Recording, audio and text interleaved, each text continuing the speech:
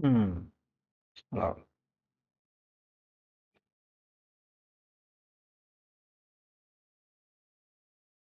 Hmm.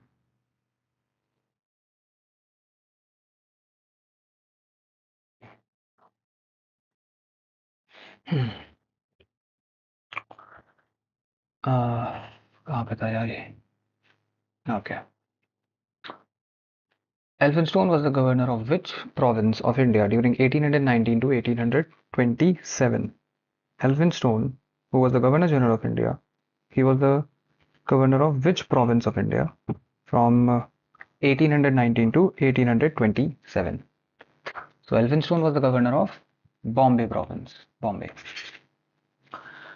Elphinstone was the governor of Bombay province. Full name was Mount Stuart Elphinstone. He served as a governor of Bombay Presidency from 1819 to 1827. Mount Stuart Elphinstone was an important British administrator during the period of the East India Company. He is particularly remembered for his administrative reform and his contribution to education in the Western India. During his tenure as a governor of Bombay, he worked on improving the administration and judicial system of the Bombay Presidency. Elphinstone also showed great interest in promoting education. He encouraged the spread of modern education in India and supported institutions that later contributed to the development of high learning in Bombay. And the famous Elphinstone College, this particular college, Elphinstone College, was named after him in recognition of his contribution in education. The Bombay Presidency during the British rule included large parts of present-day Maharashtra, Gujarat, Karnataka, Sindh, which is now in Pakistan. So this whole used to be the Bombay Presidency. The Bombay Presidency. Bombay Presidency. All of this area. Maharashtra, Gujarat, Karnataka, and Sindh. And the part of Sindh, which is now in Pakistan, also used to be a part of the Bombay Presidency. Who was Elphinstone? Mount Stuart Elphinstone was born in Scotland in 1779 and came to India as a young official of East India Company. He later became one of the most influential English British administrator in the Western India and is especially remembered for his role in administration, education, and policy and political diplomacy. Elphinstone is famous for serving as the governor of Bombay Presidency from 1819 to 1827. During his administration, he introduced several reforms in governance, law, revenue, administration, and education. Unlike many colonial officials who focused mainly on military control, Elphinstone believed that stable administration required education and understanding of Indian society. One of his major contributions was in the field of education. He strongly supported the spread of modern learning in India and encouraged the establishment of educational institutions in Bombay. He believed Indians he believed Indians should receive Western scientific and literary education while also preserving knowledge of Indian tradition and languages. Because of his efforts, educational development in Western India expanded significantly during his time. So he was considered more of a liberal governor as compared to the governors that will come after him, including governors like Dalhousie and even the governors who came before him, like somebody like other governors like Warren Hastings and Dalhousie. He's considered more of a liberal governor. He is considered as one of those as Lord Ripon or someone like Lord Ripon. Lord. So there are radical governors or extremist governors. Extremist. Who comes in the bracket of extremist governors? Somebody like Dalhousie or someone like Lytton, right? These are like very extremist governors. Then there are, uh, you can say, liberal governors who will allow you to do, who will actually help you to be more educated and have more share in the administration. So Elphinstone or someone like Ripon, these are among the liberal governors. And there are many more, of course, but these two are considered prominent liberal governors and these two are considered prominent extremist governors. So remember that as well, which is very, very important. Moving on.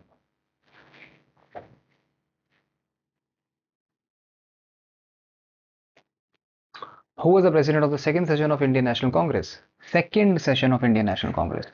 So the president of the first session of Indian National Congress was Vomesh Chandra Banerjee. Vomesh Chandra Banerjee. And the first session happened in Bombay. So the president of second session was Dadabhai Naroji. Dadabhai Naroji. And the second session happened in Calcutta. Important points.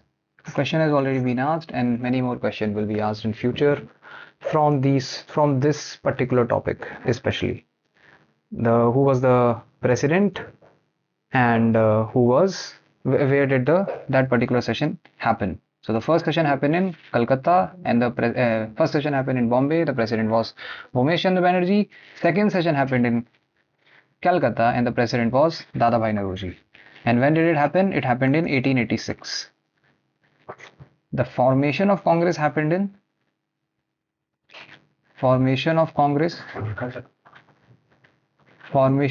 happened in 1885. Right? And the second session happened in 1886. So Dadabhai Naoroji is the right answer. 1886, Dadabhai Naoroji, Calcutta. Okay, remember that. Moving on. So Dadabhai Naoroji was the president of the second session of Indian National Congress, which was held in Calcutta in 1886. The Indian National Congress was founded in 1885 as a political platform through which educated Indians could express their political demands and discuss reforms under the British rule. The first session of the Congress was held in Bombay in 1885 under the presidency of Vomesh Chandra Banerjee. The second session held following year in Calcutta was presided over by Dadabhai Naoroji, one of the most important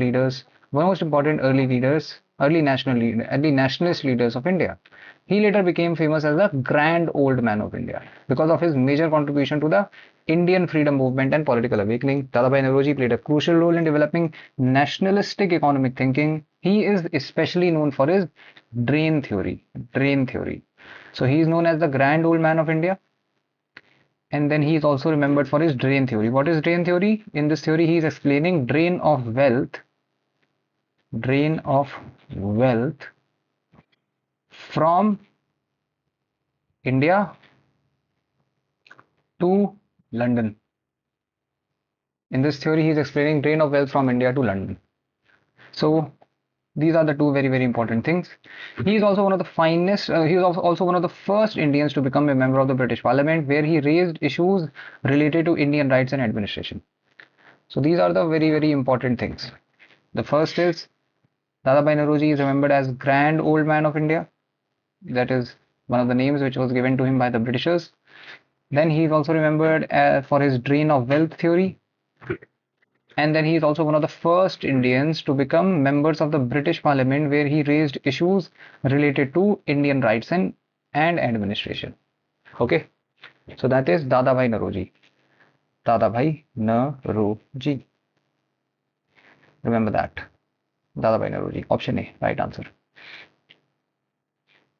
Okay, let me just erase it.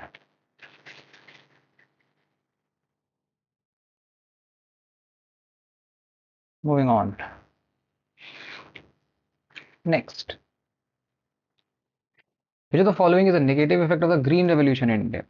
Negative effect of Green Revolution in India.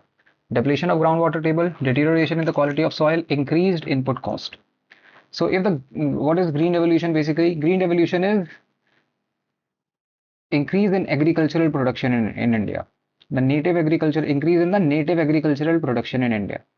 Now, if there will be more agriculture which is going to happen in India, of course it will lead to depletion in the groundwater table. So this automatically becomes right answer.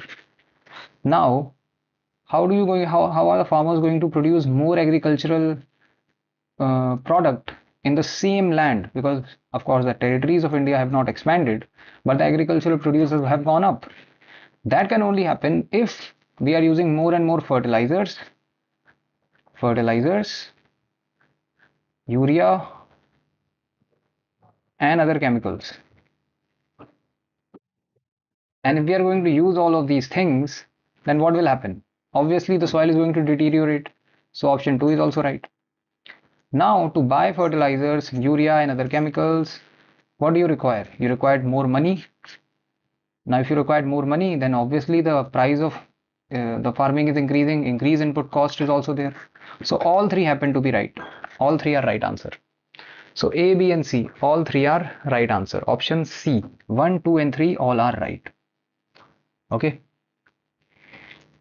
The Green Revolution in India brought a major increase in agricultural production in India, especially in crops like wheat and rice, through the use of high yielding variety seeds, HYV seeds, chemical fertilizers, pesticides, irrigation, and modern farming techniques.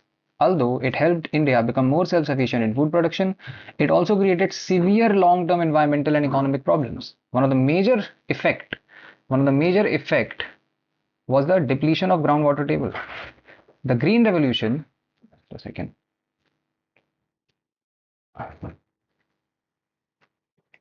Hmm. One minute, 1 minute.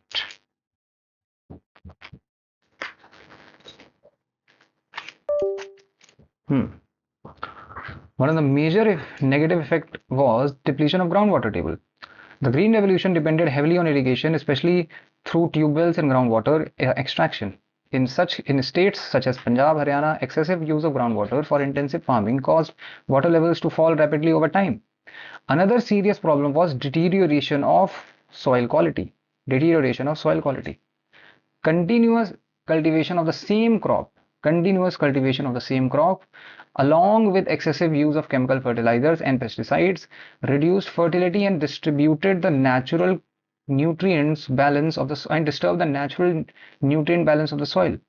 In many regions, this led to soil degradation and declining long-term productivity. So deterioration of soil is also one of the causes of green revolution. Then green revolution also caused, what did it cause? It caused increased input cost. Modern agricultural method required farmers to spend more money on HYV seeds, fertilizers, pesticides, irrigation equipments, electricity and machinery. This increased the cost of farming, and many small farmers became financially dependent on loan and credit. Since all statements represent negative effect of the green revolution, the correct answer is 1, 2, and 3 all are true. 1, 2, and 3 all are true. So all of the above is the right answer. Okay, next. Sabha and Ur, two kinds of village assemblies, are referred to in which of the following dynasties? Sabha and Ur. So Sabha and Ur are the assemblies which are referred in Chola dynasty. Chola dynasty. In the Chola dynasty, there used to be Sabha as well as Ur. Let's read about it. The terms Sabha and Ur as types of village assemblies are associated with the Chola dynasty. Chola developed one of the most advanced system of local self-government in medieval India. Their administration, especially at the village level, was highly organized and decentralized. Different kind of village assemblies were created to manage local affairs such as irrigation, taxation, and distribution, temple administration, and public work. The Sabha was an assembly mainly found in the villages inhabited by the Brahmins. So Sabha is mainly found in the villages inhabited by the Brahmins, also known as Brahmadaya villages. So the villages which are mainly inhabited by the Brahmins were known as the Brahmadaya villages. These assemblies were highly structured and handled administration and financial matters through various committees. The Ur was a general village assembly of ordinary non-Brahmin villages. It managed common village affairs and local administration. Another important type of assembly under the Chola was Nagaram, which represented merchant communities and trading centers. So Sabha is a village assembly only of Brahmins, and this is only found in Brahmadaya villages.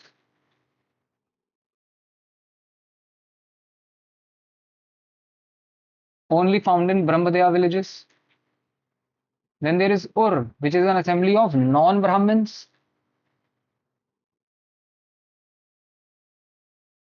and this is found in non-Brahmadaya villages.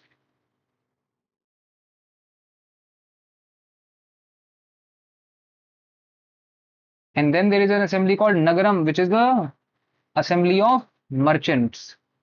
Merchants. merchants or traders assemblies. It is known as Nagaram. So these three kinds of assemblies are found in the Chola dynasty, the Cholas. Okay, the Cholas have these three kinds of assemblies: Sabhapur and Nagaram. Sabhapur as well as Nagaram, these three are found in the Chola dynasties. Okay, moving on to the next one. One second. Cholas have kinds of assemblies. Okay, next. Who among the following was defeated in the Mauryan emperor by the Mauryan emperor Chandragupta? Cassander, Seleucus Nicator, Antigonus, or Ptolemy? So the correct answer is obviously Seleucus Nicator. Seleucus Nicator was defeated by Chandragupta Maurya. Who is Seleucus Nicator? Seleucus Nicator is one of the governors of Alexander, and he, after the death of Alexander, he will start his own dynasty, and the name of the dynasty started by Seleucus Nicator is Seleucid dynasty. Seleucid dynasty. He is one of the governors of Alexander, and when Alexander is going to invade on Sindh and Pakistan and Afghanistan, Seleucus Nicator will be chosen as the governor when Alexander will go back to his capital. And when Alexander will die, that which he did in just 2 or 3 years after his invasion of India, it will be Seleucus Nicator who will be chosen as the king, who will declare basically independence, and he will basically become king, and he will start ruling the empire. And then at that point of time, he will realize that even Magad has had a change of king. From the Nanda dynasty, the Mauryas have came in, and the leader of Maurya is Chandragupta Maurya, who at that point of time was merely 20 years old. So Seleucus Nicator will go on a war with Chandragupta Maurya, and who is going to win? Chandragupta Maurya. Chandragupta Maurya will defeat Seleucus Nicator, and they will form a diplomatic alliance wherein Seleucus Nicator is going to send Megasthenes from his court to Chandragupta Maurya's court, who is a diplomat, as well as he is going to marry his daughter to Chandragupta Maurya, and the name of that daughter is Helena. So these things will happen in the reign of Seleucus Nicator and Chandragupta Maurya. Okay, so reading about it a bit.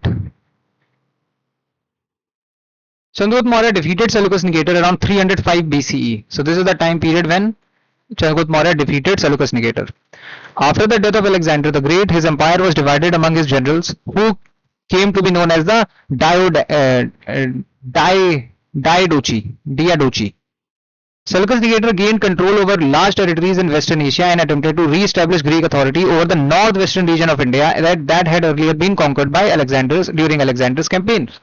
By this time, Chandragupta Maurya had already established the powerful Mauryan Empire with the guidance of Chanakya.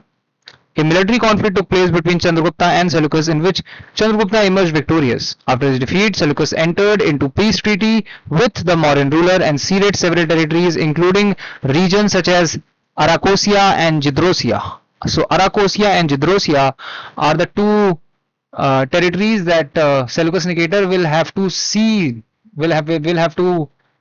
to Chandragupta Maurya, to the Mauryan Empire. The treaty also established diplomatic relations between the two powers. Seleucus sent Megasthenes, very very important, Megasthenes as an ambassador to Chandragupta's court at Patliputra. Megasthenes later wrote Indica, which became an important historical source for understanding ancient Indian society and administration. Therefore, the correct answer is Seleucus Nicator. So the book written by Megasthenes is, what is the name of that book? Indica. Indica is lost. We don't have the original copy of Indica now, but we can re-quote it because so many authors, so many people read it and they quoted Indica in their own work. So through that we are able to basically rewrite Indica. But of course, we do not have the original copy which was actually written by Megasthenes. But there are a lot of things that Megasthenes is writing about India which we will study later in, because those things have also been asked in the questions. So we will study about that. So remember, Megasthenes, who was a diplomat in the court of Chandragupta Maurya, was sent by Seleucus Nicator, and he, while staying in Chandragupta Maurya's court, he wrote the book called Indica, which has been lost, but we get to know everything, almost everything which was written in Indica, because a lot other authors and writers have recoded Indica who read it. It was written approximately 2300 years ago. So of course, you know, a lot of things are not going to be right. And also the fact that Megasthenes is writing it, who is not an Indian. He just has to, he's trying to understand things from his own perspective, and his perspective is heavily restricted because he's just living in the palace of Chandragupta, and also he does not understand the language, he does not understand the culture. So there will be a lot of things that he's going to write which is not factually correct, but we just try to cope up with it. Okay. Next. The slogan of which census of India was "Our census, our future"? So the slogan of 2011 census was "Our census, our future." 2011. The slogan "Our census, our future" was associated with the 2011 census of India. The census of India is the official process through which government collects detailed information about country's population. It is conducted every 10 years and includes data related to population size, literacy, occupation, housing, language, religion, migration, social and economic conditions. The 2011 census was especially important because it was the 15th census conducted in India and 7th census after the independence. So 15th conducted in India overall, including the British time. The first time Britishers conducted census in India is 1872. 1872 is the first time ever any census has been conducted in India. Okay, and so since 1872, how many times census has been conducted in India? It has been conducted in India since 15 times. And since the independence of India, that means since 1947, how many times census has been conducted in India? It has been conducted 7 times. Okay. So now the one which is going to happen next, probably in 2026, is going to be the 16th overall census and 8th national census. Okay. So the 2011 census was especially important because it was the 15th census conducted in India and 7th census after independence. The slogan "Our census, our future" was used to emphasize the accurate population data is essential for national planning and future development. The slogan highlighted the idea that census information helps the government make better decisions regarding education, healthcare, employment, infrastructure, welfare, and economic planning. Okay. So this is about 2011 census. I hope you got that. Moving on. Next.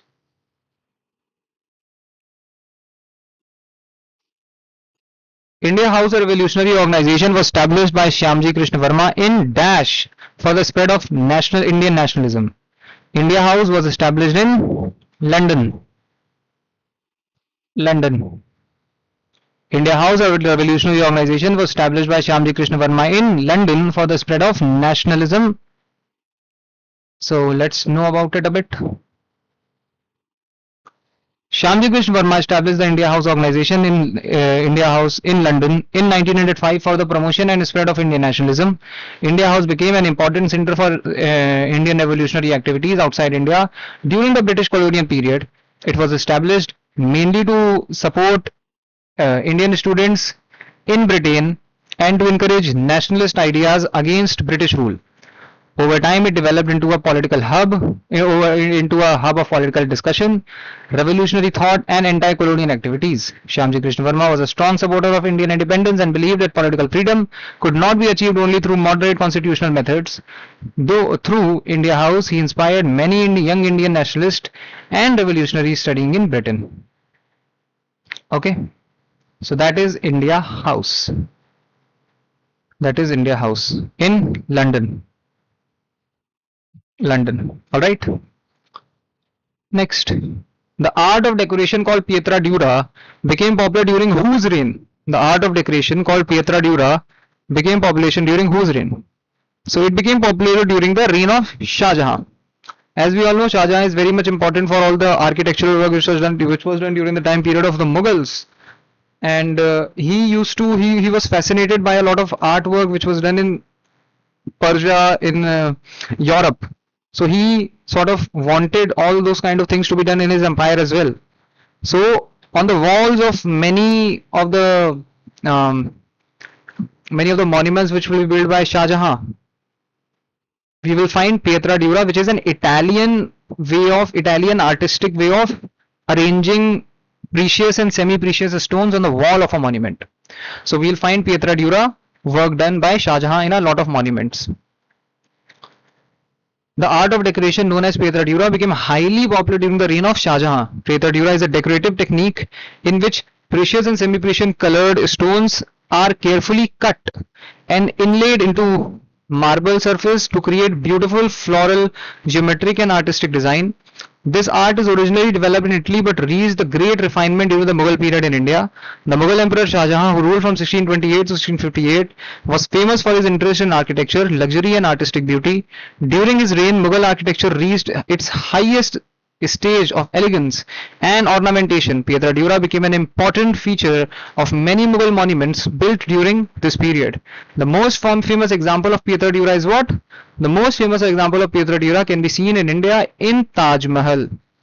In Taj Mahal, where colored stones such as jasper, jade, turquoise and lapis lazuli were inlaid into the white marbles to create intricate decorative patterns. The technique was used extensively in walls, pillars, canotaps and interior decorations. Shah Jahan's period is often regarded as the golden age of the Mughal architecture, because monuments built during his reign combined symmetry, white marble construction, fine carving and decorative arts like pietra dura. All of that is happening during the time period of Shah Jahan. One second.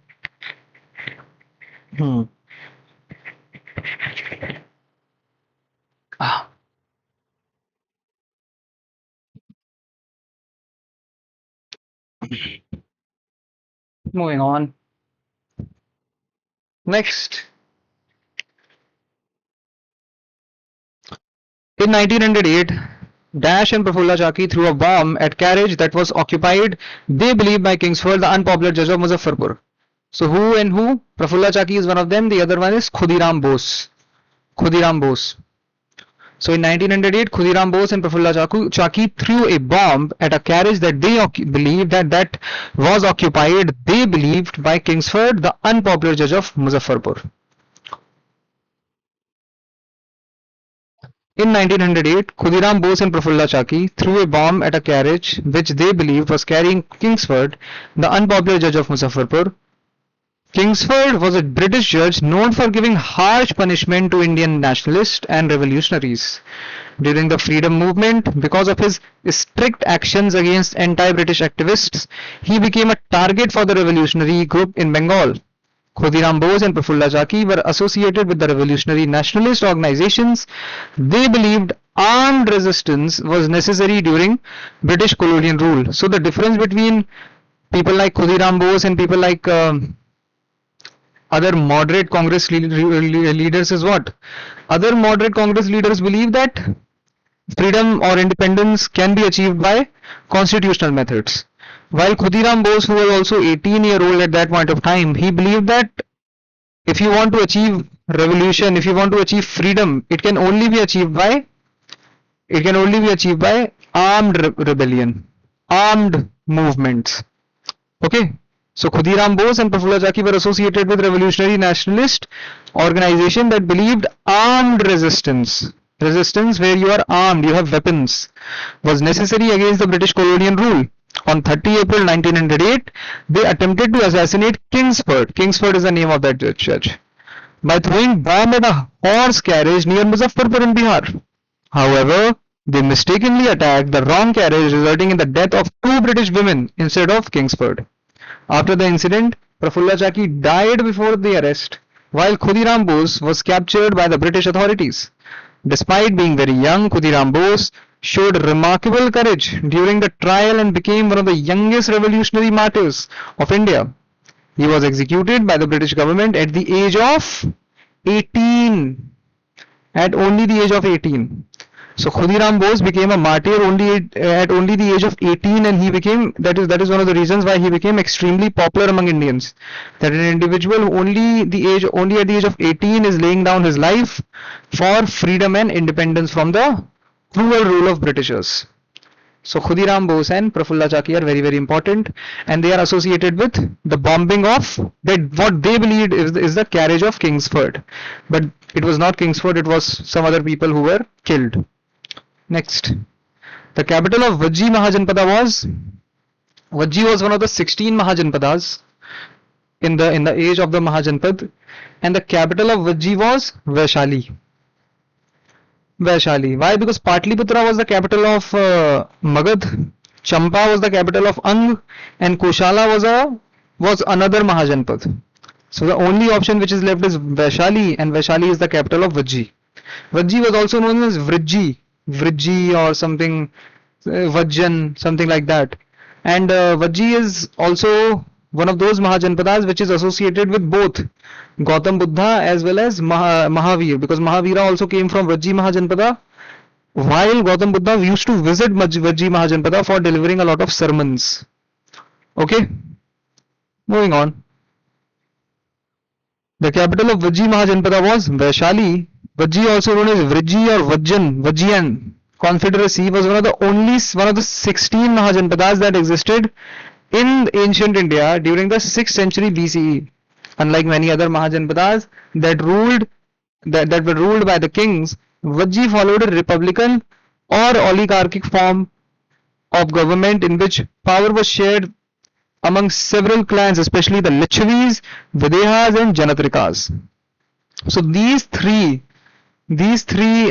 clans used to share all the powers, and they used to switch powers among themselves. Sometimes the Lichavis will become the king, sometimes the Videhas will become the king, sometimes Janatrikas will become the king, but it will always be among these three individuals. These three were the oligarchs. So Vajji used to be republic, but not in the sense that India is a republic, because in India people are the source of power, while in Vajji, Lichavis, Videhas and Janatrikas, these were the source of power. These three tribes used to be the source of power, and Vajji was a confederacy. Vajji was a Mahajanpad of these three confederacy, of these three tribes. You can call them tribes or you can call them clan, whatever you feel like. Then remember the name, Lichavi, Videha and Janatrikas. Vaishali, located in present-day Bihar, served as the political and cultural center of this confederacy. It is considered historically important because it was one of the earliest republics in the world. Vaishali also holds great importance in Buddhism and Jainism.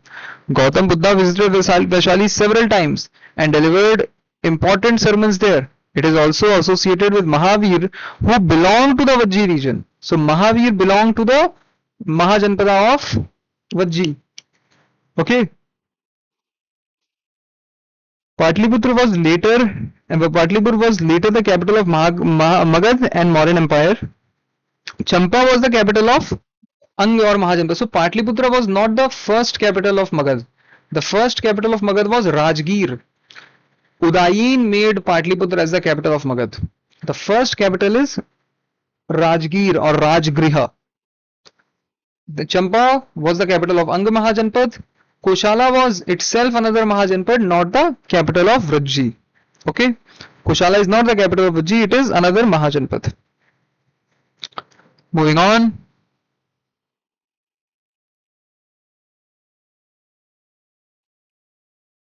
In which year was the first winter edition of the Olympic Games organized? In which year is the first Winter Olympics of the Olympic Games organized? So this is organized in 1924. The first edition of the Winter Olympics were organized in 1924 in Chamonix, France. Initially, the event was conducted at an International Winter Sports Week under the patronage of the International Olympic Committee. In connection with the Summer Olympics, due to great success and popularity, it was later officially recognized as the first Winter Olympic Games. The Winter Olympics were introduced to provide a separate international platform for sports played on snow and ice. Events such as skiing, ice hockey, figure skating, speed skating, and bobsleigh became major attraction of the competition. Unlike the Summer Olympics, which include a wide variety of outdoor and indoor sports, Winter Olympics specifically focus upon winter sports and requires cold climatic conditions and snow-covered regions. The 1924 Winter Olympics marked the beginning of an important international sporting tradition, and over the time, the Winter Olympics grew into one of the world's most prestigious global sports event. Today, Winter Olympics are held every 4 years separately from Winter Olympics and involve athletes from countries across the world competing in various winter sports disciplines. Winter sports discipline. So this is Winter Olympics. First time it has been organized in 1924 in Chamonix. First time organized in 1924 in Chamonix. Okay.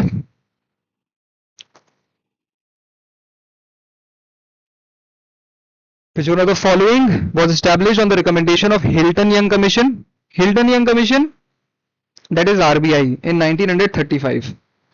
Under Hilton-Young Commission, what was established?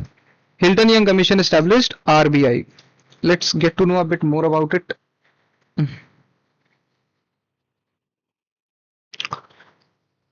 Hilton-Young Commission was appointed by the British government in 1926 to examine the problems related to currency and finance in British India.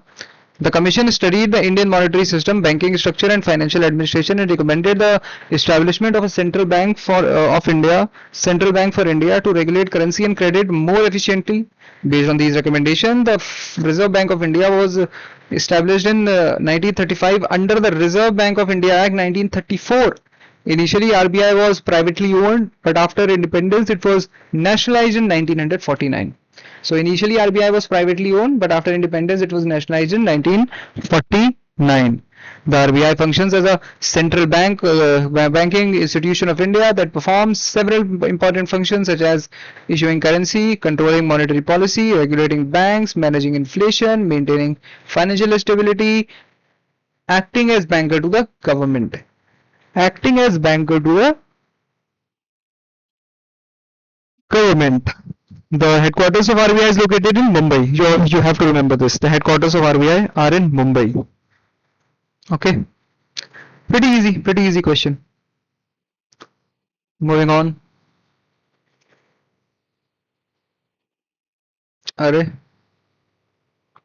Next. Hind Swaraj or India Home Rule was written by which of the following freedom fighters? Hind Swaraj or India Home Rule is written by which Indian freedom fighter? So Hind Swaraj or India Home Rule has been written by Mahatma Gandhi. Mahatma Gandhi, and he is writing it in 1909. It is probably the first book written by Gandhi, and in that book he is also mentioning all the experiments that he is doing in South Africa in regard to the fight that he was involved in South Africa against the Britishers and the unjustified practices of the Britishers even in South Africa against Indians. So even in South Africa, Mahatma Gandhi was involved in all these things, and in Hind Swaraj he is mentioning all of that and trying to win the support of people. So let's get to know a bit about it.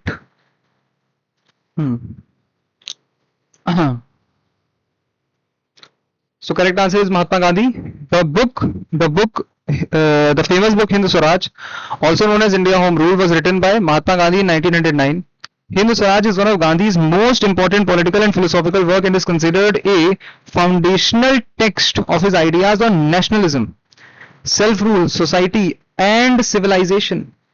Gandhi wrote this book while traveling from London to South Africa aboard a ship. The work was originally written in Gujarati and later translated into English.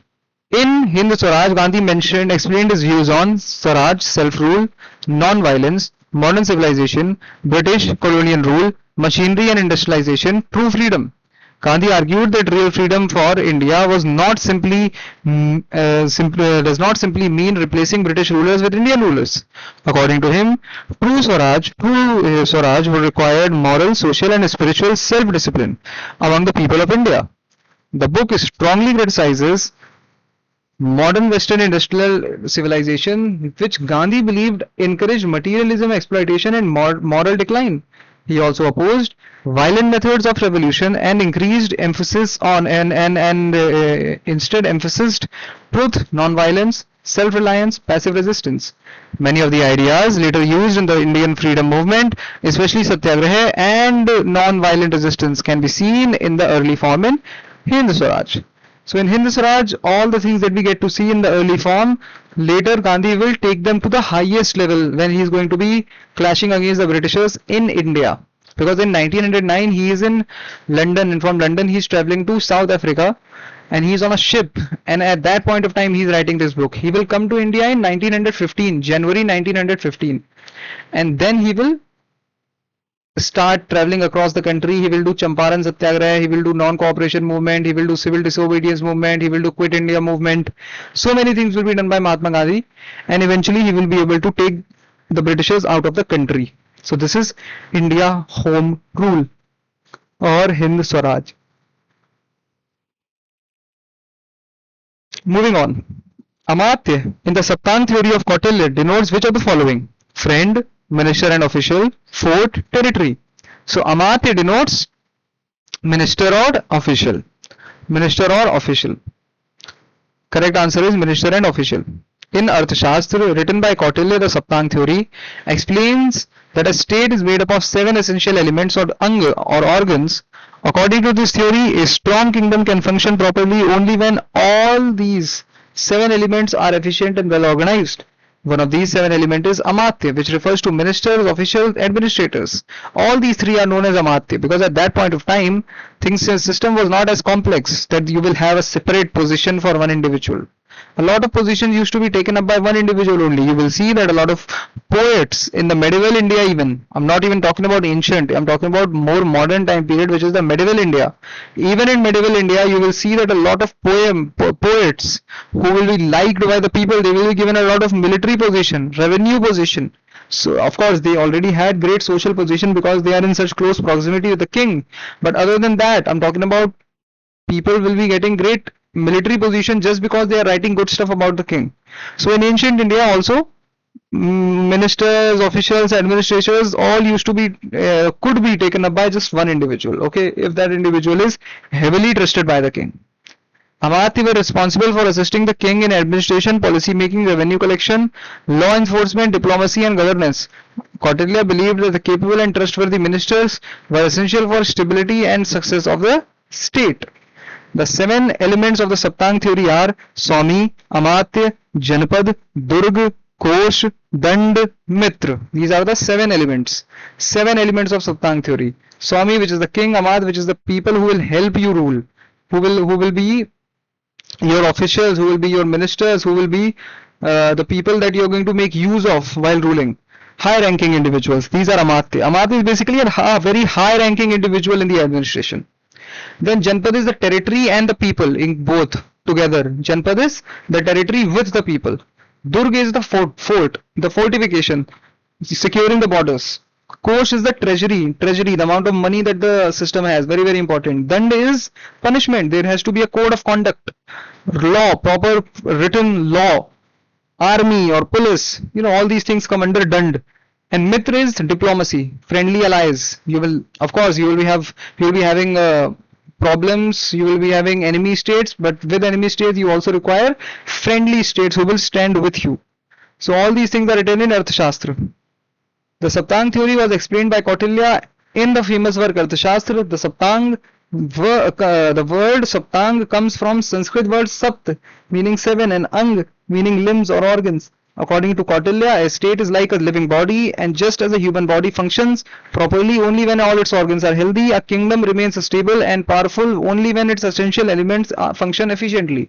Swami, the first element is Swami, meaning the king or the ruler. Kautilya considered the king as the central authority of the people of the state. The ruler was expected to be intelligent, disciplined, courageous, and devoted to the welfare of the people.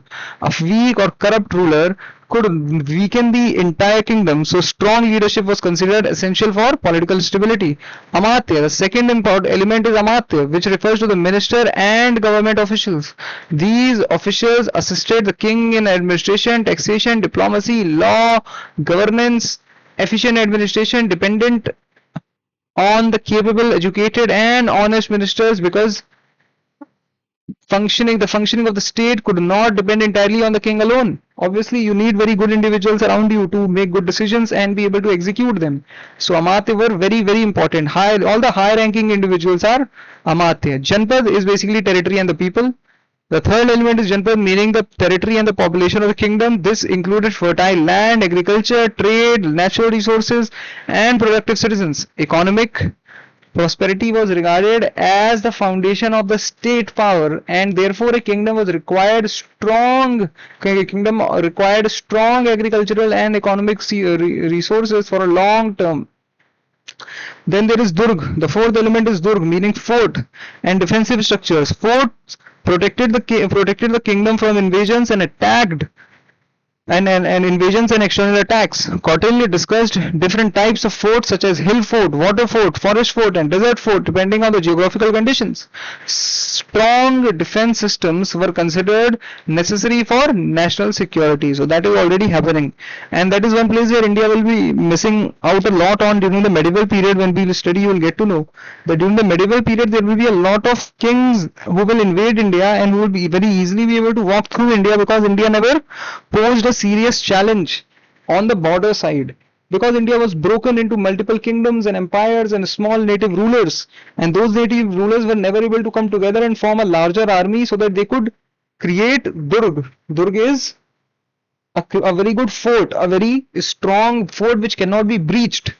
And that is something which is written by Kautilya in Arthashastra, but in Indian kings still won't be able to follow it properly till the medieval time period. Then there is Kosh. Kosh is the fifth element, is Kosh, meaning treasury. A financially strong state was necessary for maintaining administration, military forces, public welfare activities, and infrastructure. Revenue was collected mainly through taxation, agriculture, trade, mining, and industries. Without sufficient wealth, the state could neither defend itself nor govern efficiently. Then comes the Dand. Dand means punishment, military power of the army. A disciplined and loyal army was essential for maintaining law and order and protecting the kingdom from enemies. So you require something to maintain law and order. Dand is basically code of conduct which will help you maintain law and order. Now that code of conduct can be set up by the military, as well as it can also set up by the intelligence, as well as it can also be set up by the police forces. Then there is Mitra. The seventh and the final element is Mitra, meaning friend or ally. Diplomatic relations and political alliances with neighboring states were considered important for security, trade, and political balances. Strategic alliances helped kingdoms maintain stability and avoid unnecessary conflict. According to the Saptang theory, all the elements were interconnected, and weakness in one component can weaken the entire state. Therefore, Kautilya engaged with a successful kingdom engaged that a successful kingdom required balance, strength, and efficiency in all organs of the governance. The theory became one of the earliest and most systematic explanations of statesmen in ancient India and played an important role during the period of the Mauryan Empire. Okay, so this is Amatya. This is Amatya. Let's take a minute break, can we? And then I'll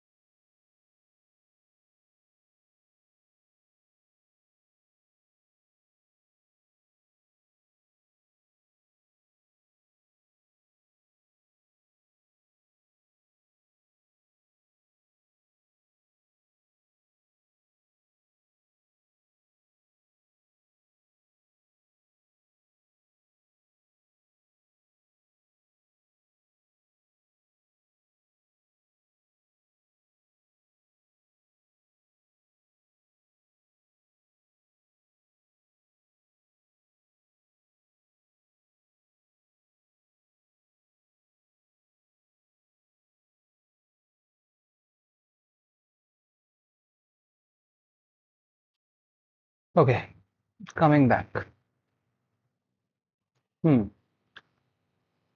So Amartya was done. After Amartya, let's do the next question. Hmm. Next question.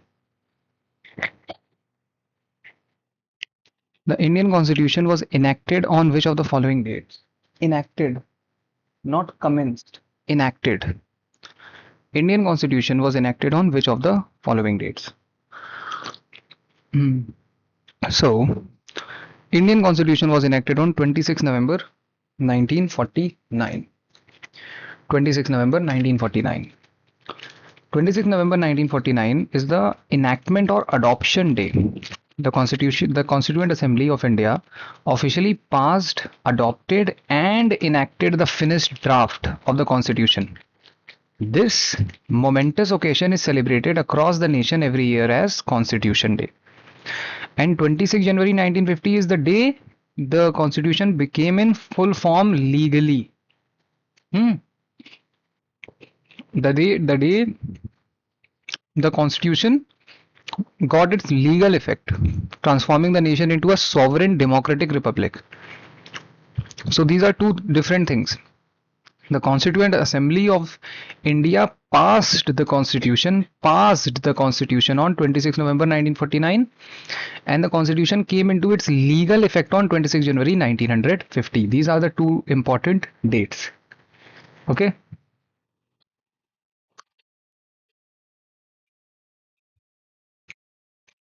A common point of confusion is the difference between the adoption enactment date and the commencement date of the Constitution of India.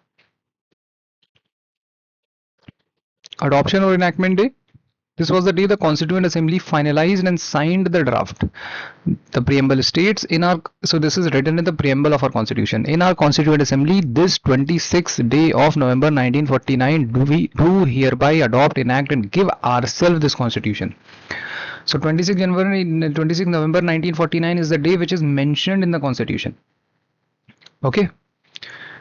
And commencement and enforcement, the day through which the Constitution took its legal form, that is 26 January 1950. And why 26 January selected? Because 26 January was specifically chosen to honor the Purna Swaraj, complete independence declaration passed by the Indian National Congress at Lahore session in 1930. So in 1930, Congress had passed Purna Swaraj Divas as 26 January 1931, and to honor that day, 26 January 1950 was selected as the day the Constitution will come in its full form. Okay, so next try new question. Abdur Razak, an envoy from Persia, came to Vijayanagar during the reign of whose rule? Try this.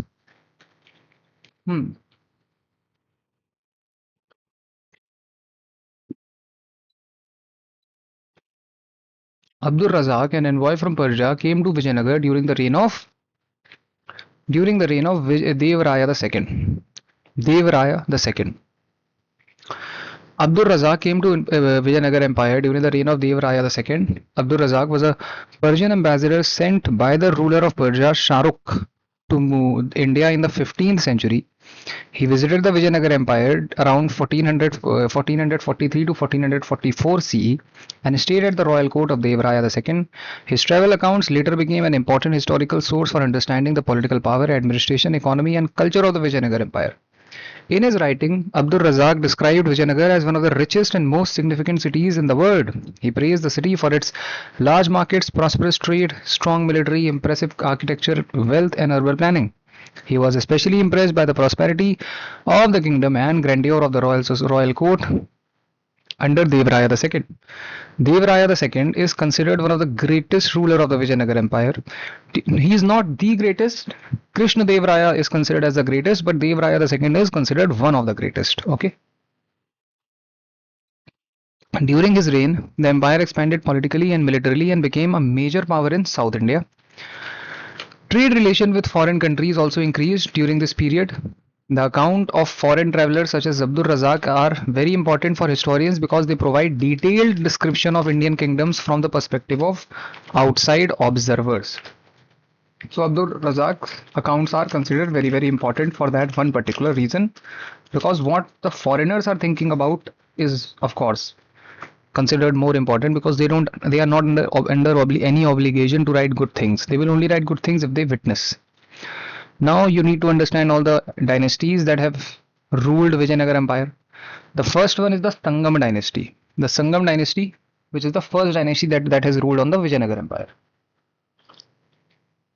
So the Sangam dynasty was the founding dynasty of Vijayanagar Empire. It was established by Harihar the first and Bukkaraya the first. These two brothers founded the empire in 1336 under the guidance of the sage Vidyaranya. So Vidyaranya is what? Vidyaranya is who? Vidyaranya is the master of Harihar the first and Bukkaraya the first. These brothers founded the empire in 1336, which is the foundation date of Vijayanagar. Okay.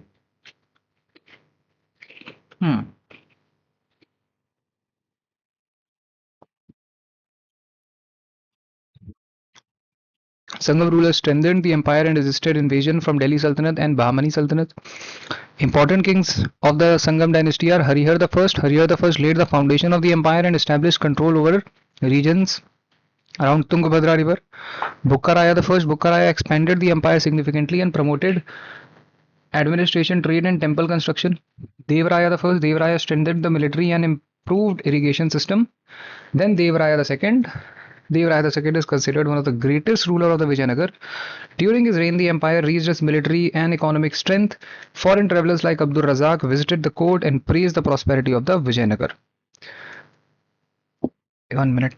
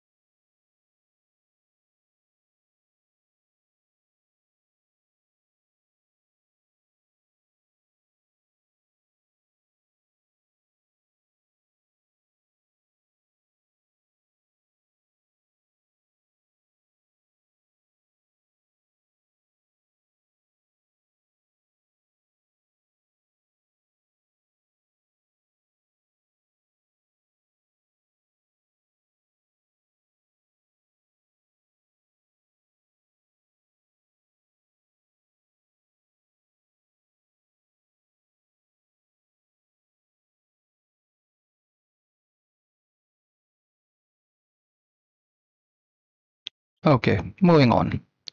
So first is the Sangam dynasty. Sangam dynasty is the foundational dynasty of the Vijayanagar Empire. Started by Harihar the first, then Bukka the first, Bukkaraya the first. These two are brothers, and their master is Vidyaranya. And on the name of Vidyaranya, Vijayanagar is given. Vijayanagar name is actually derived from Vidyaranya. Then, so these two are the, of course, important kings. Then comes Devaraya the first. Devaraya the first, not much he did other than the fact that he strengthened the military and improved irrigation system. Then comes Devaraya the second, under whom Abdul Razak is visiting. Abdul Razak is sent by Shahrukh of the Persian Empire.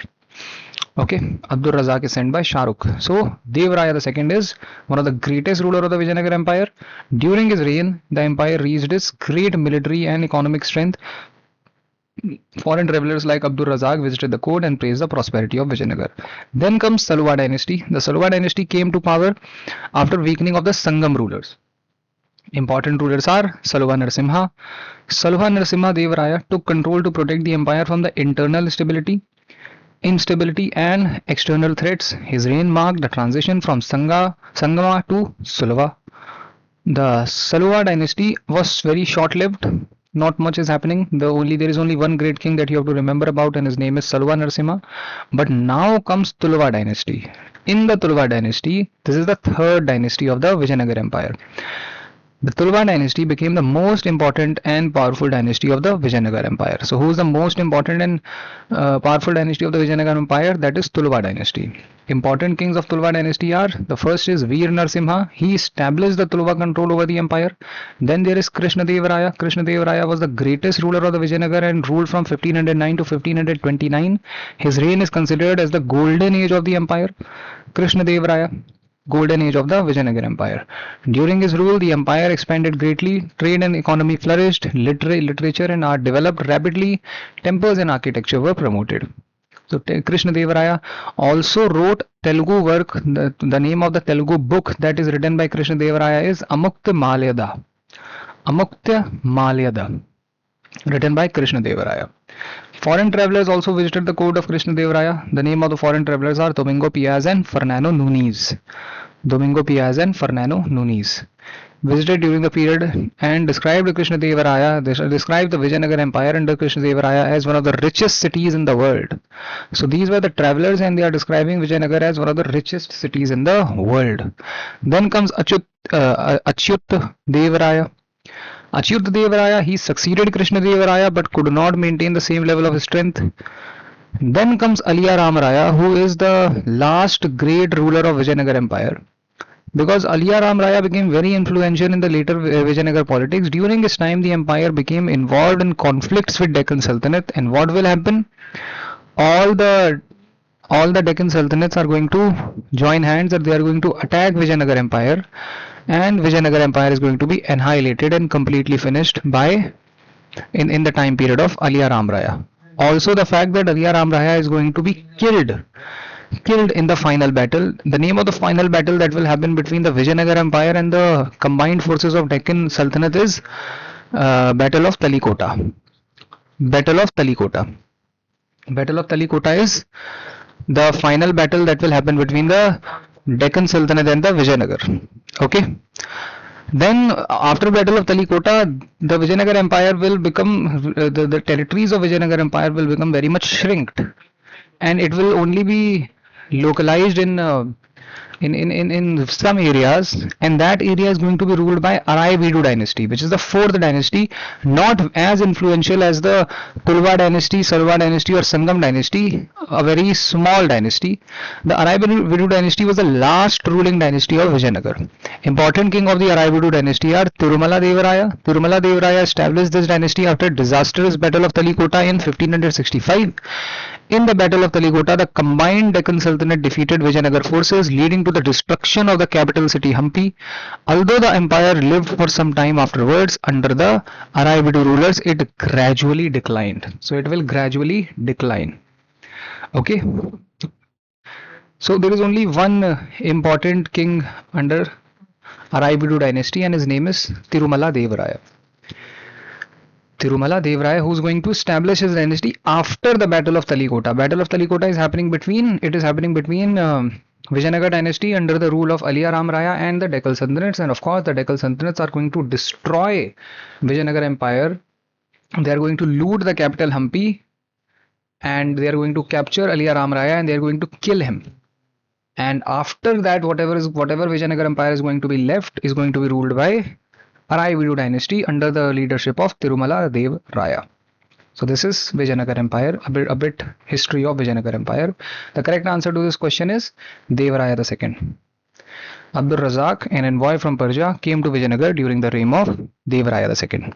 Next, Mahatma Gandhi returned to India from South Africa in 1915, January 1915.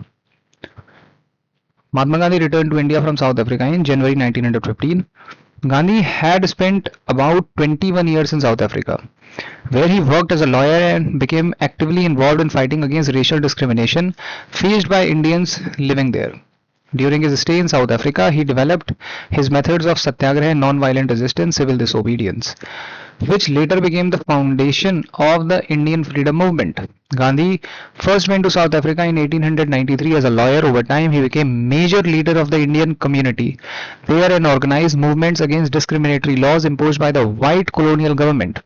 His struggles in South Africa transformed him from a lawyer into a mass political leader. He returned to India on 9 January 1915. The day is now celebrated as Pravasi Bharatiya Divas. So 9 January 1915 is celebrated as Pravasi Bharatiya Divas to honor the continuation contribution of Indians living abroad. After returning to India, Gandhi initially traveled across the country to understand Indian society and political conditions. He later emerged as the most important leader of Indian national movement and led major movements such as Champaran Satyagraha, non-cooperation movement, civil disobedience movement, quit India movement. So these are the important movement or satyagraha which are going to be led by Mahatma Gandhi. Through his emphasis on non-violence and mass participation, Gandhi transformed the Indian freedom struggle into a nationwide movement. Therefore, the correct answer is January 1915.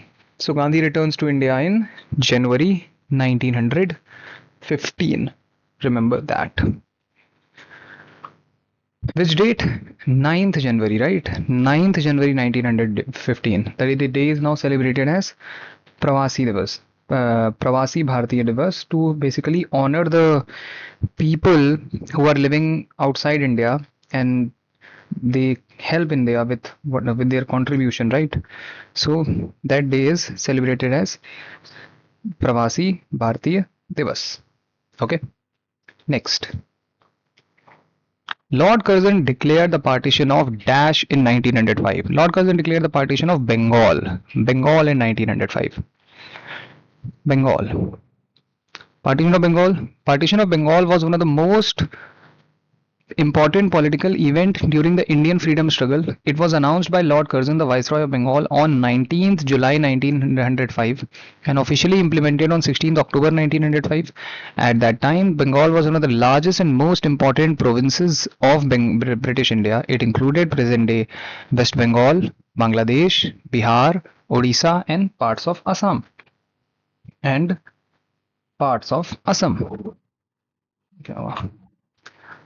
The British government claimed that Bengal had become too large to administer effectively and therefore needed to divide for administrative convenience. However, the Indian nationalists strongly believed that the real objective behind the partition was political rather than administrative.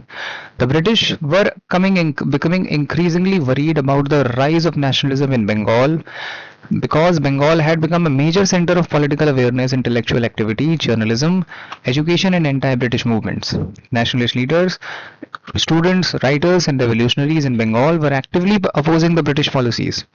Lord Curzon believed that dividing Bengal would weaken its growing nationalist movement. Under the partition plan, Bengal was divided into two separate provinces, Eastern Bengal and Assam. This new province had Dhaka as its capital, Muslim majority population. Western Bengal, this region had Calcutta as its capital, a new Hindu majority population. Because of the partition separated communities on religious lines, many Indians viewed it as an example of the British policy of divide and rule. The partition created widespread anger among Indians and led to the beginning of Swadeshi movement. So what is Swadeshi movement? The Swadeshi movement encouraged people to boycott British goods, use Indian made products, promote indigenous industries, organize public meetings and protest, burn foreign clothes and spread nationalist education. So this is Swadeshi movement. And it was highly effective. Highly effective. That's why the Britishers will have to undo the partition of Bengal in 1911. Students, women, businessmen, and workers participated actively in the movement. The participation also encouraged revolutionary nationalism, especially among people of Bengal, young people of Bengal. Several important leaders, nationalist leaders, became associated with the anti-partition movement, including Bal Gangadhar Tilak, Bipin Chandra Pal, Lala Lajpat Rai, and Aurobindo Ghosh. The movement transformed Indian nationalism from limited educated movement into broader mass movement. Due to continuous protest, political pressure, and a strong nationalist opposition, the British government finally decided to cancel the partition in 1911. The capital of British India was also shifted from Calcutta to New Delhi. around the same time. So 1911, two things are happening. One, the partition of Bengal is getting cancelled, undoed, and the second, the capital is shifting from Calcutta to New Delhi for the obvious reasons, because Calcutta had become too sensitive for the Britishers to carry out any major administrative development. If they would try to make any changes, major change in the administration, which would make them more powerful over the Indians, then the people of Calcutta, especially the intellectual wing of Calcutta, of Bengal, is going to put a lot of pressure on them, and they will not be able to probably make that change. So what solution did they come up with? They decided to change the capital, and they changed the capital to New Delhi, which at that point of time was not as active politically as Calcutta. Calcutta had become severely active, because again you have individuals like Bhomesh Chandra Banerjee, Bankim Chandra Chatterjee, and Rabindranath Tagore, Satyendranath Tagore, all these individuals coming out of there. So they are very much politically charged up, and they have greater understanding. And even after, then you will also have people like Subhash Chandra Bose. All of these are people from Calcutta, or people from um, Bengal. Next, which of the following was one of the first countries to use iron for the manufacture of weapons as early as 1700 BCE? This is India. India was one of the earliest countries to use iron for manufacture of weapons as early as 1700 BCE. The use of iron marked a major technological advancement in ancient Indian civilization, because iron tools and weapons were much stronger and more durable than those made from bronze or stone. Archaeological evidence from different regions of India suggests that knowledge of iron smelting and iron tool making existed in India at very early stage. Excavation in areas such as Uttar Pradesh, Madhya Pradesh, Bihar have revealed early iron objects including weapons, arrowheads, spears, agricultural tools. The beginning of iron usage gradually transformed agriculture, warfare, and economic life. Stronger iron tools improved farming efficiency by making it easier to clear forests and cultivate lands. In warfare, iron weapons provided military advantages because they were tougher and more effective than the earlier bronze weapons. The period associated with the increasing use of iron in India is often linked with the later Vedic age. The beginning of the Iron Age, the spread of the iron technology also contributed to the rise of large kingdoms and urban development in the Gangetic Plains. The other options are incorrect, because India is historically recognized as one of the earliest regions where iron technology and iron weapons production developed on a significant large scale during ancient times. So the earliest evidence that we have that Indians were using iron is 1700 BCE. And during the age of Mahajanpad, Magad will become very, very powerful, because Magad will be the first Mahajanpad which will be able to use iron on a very large scale, because they will have iron mines in Jharkhand and Bihar that they will make use of.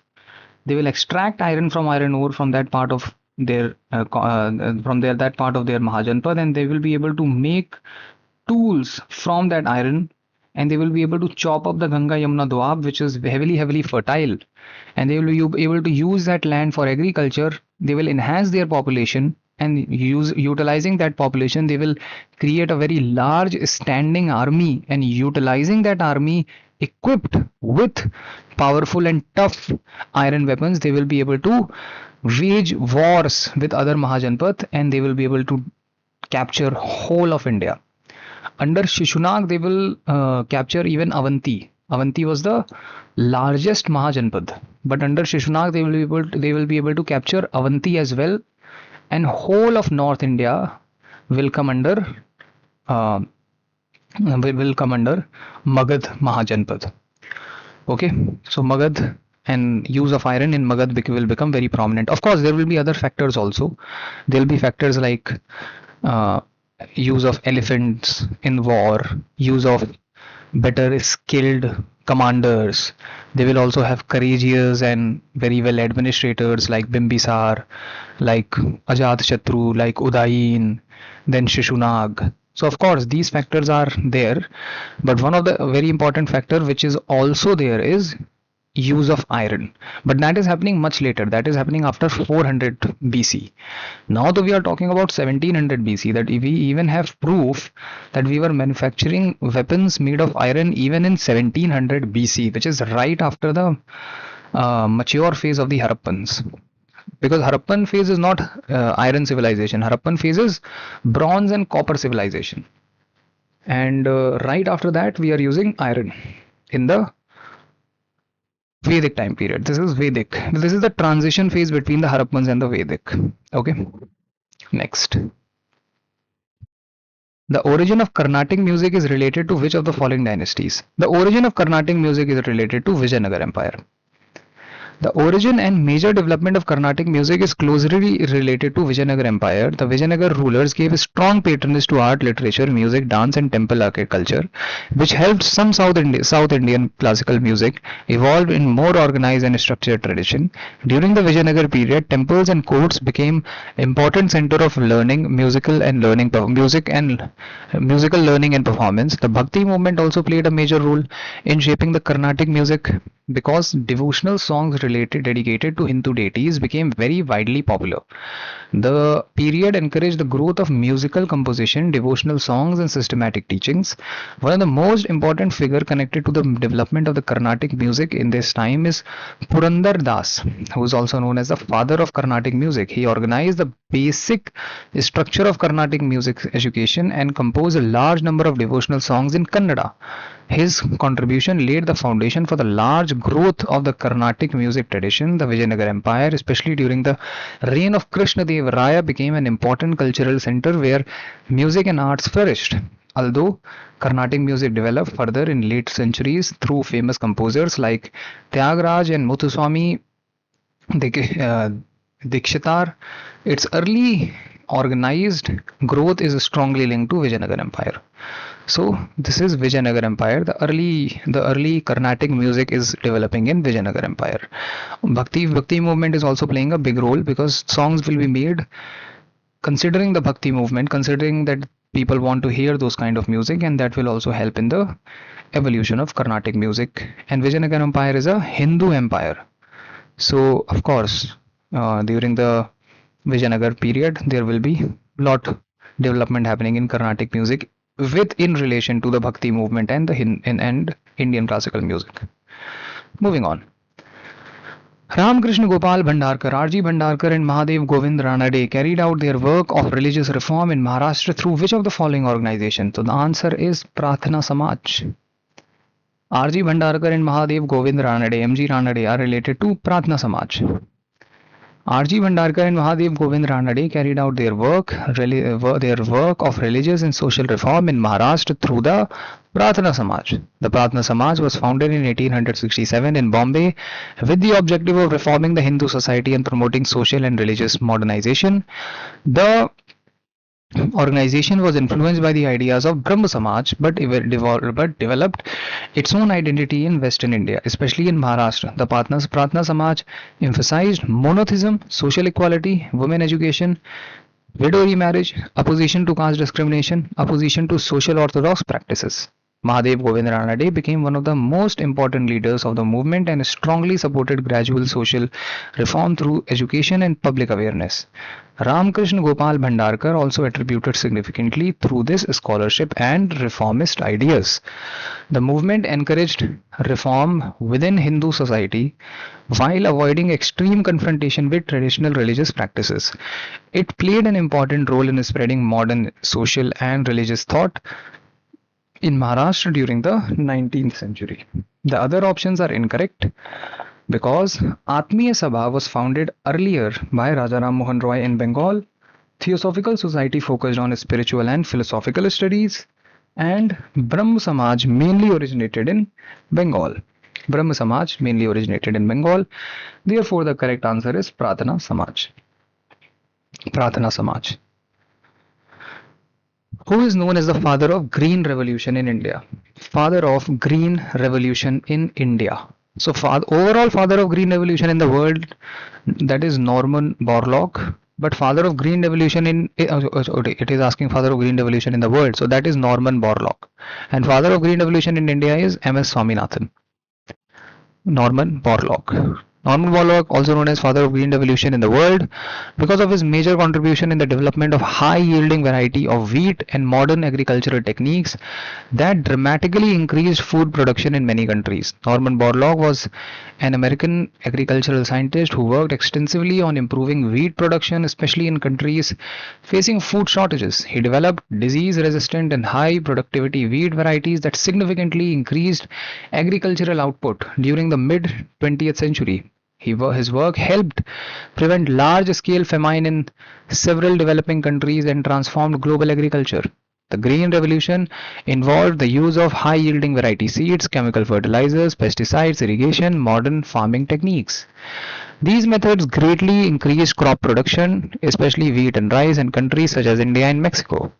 In India, the Green Revolution became highly successful during the 1960s under the contribution of M.S. Swaminathan, who is known as the father of Green Revolution in India. Swaminathan worked closely on introducing high-yielding crop varieties and improving agricultural productivity in India.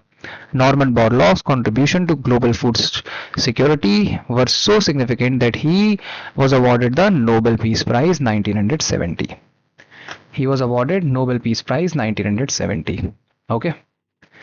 Moving on. Who among the following advocated the ideology of Oru Jati, Oru Matan, Oru Devam, Manushyannu? One caste, one religion, and one God for humankind. That is Narayan Guru.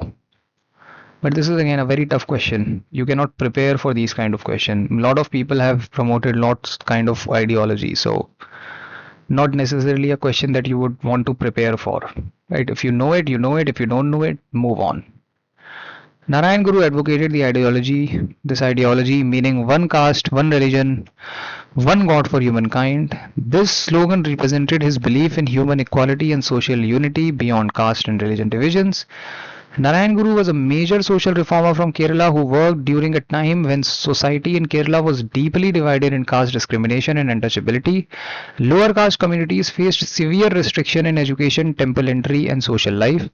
Narayan Guru strongly opposed these inequalities and promoted the idea that human beings are equal regardless of caste or religion.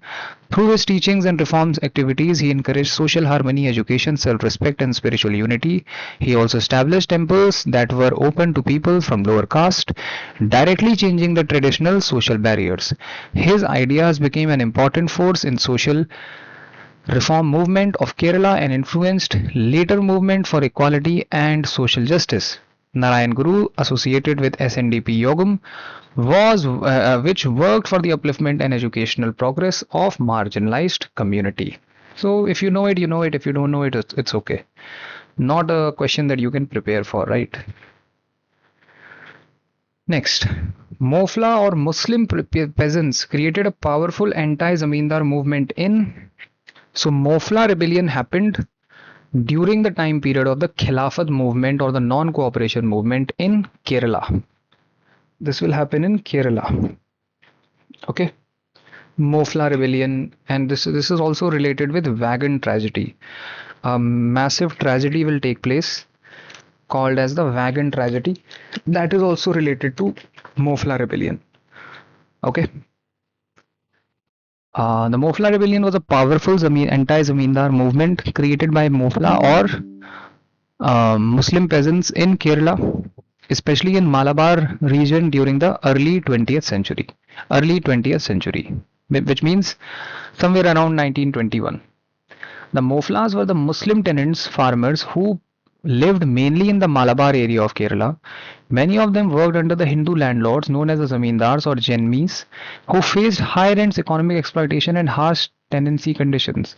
Over time, dissatisfaction among the peasants increased because of social inequality and agrarian exploitation and British colonial policies.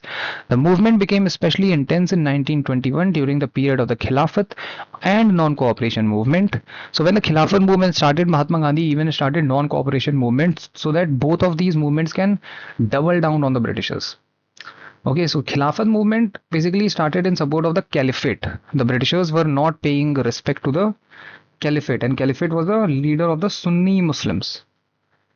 And when the empire of the Caliphate fell, the Britishers appointed a British officer above Caliphate. and that was seen as a disrespect by all the Muslim community, especially the Sunni Muslim community. So, and Mahatma Gandhi basically also launched uh, non-cooperation movement during the same time period so that they can put more pressure on the Britishers. So initially the uprising had strong agrarian, coming back to peasants, initially the uprising had strong agrarian and anti-zamindar feature because peasants revolted against oppressive landlords and colonial authorities. However, the rebellion later turned violent and took on communal dimension in some areas. The British government responded with severe military repression, leading on a large-scale arrest, violence, and deaths. One of the tragic incidents associated with the suppression of the rebellion was the wagon tragedy, as I told you, in which several prisoners died due to suffocation while being transported by the British authorities.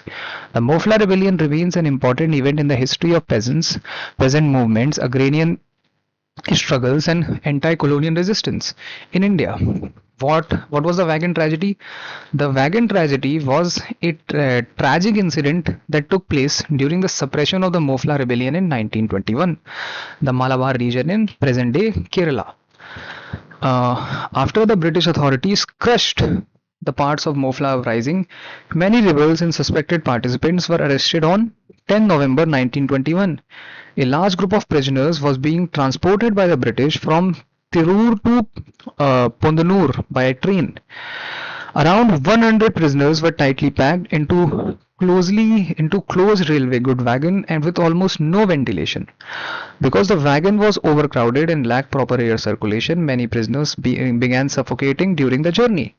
By the time the train reached its destination, a large number of prisoners had died inside the wagon due to suffocation, extreme heat, lack of fresh air. Historical records generally mention that more than 60 prisoners died in the incident. More than 60 prisoners died in the wagon incident that happened in Kerala region while the prisoners were being transported from Tirur to Pondanur by train.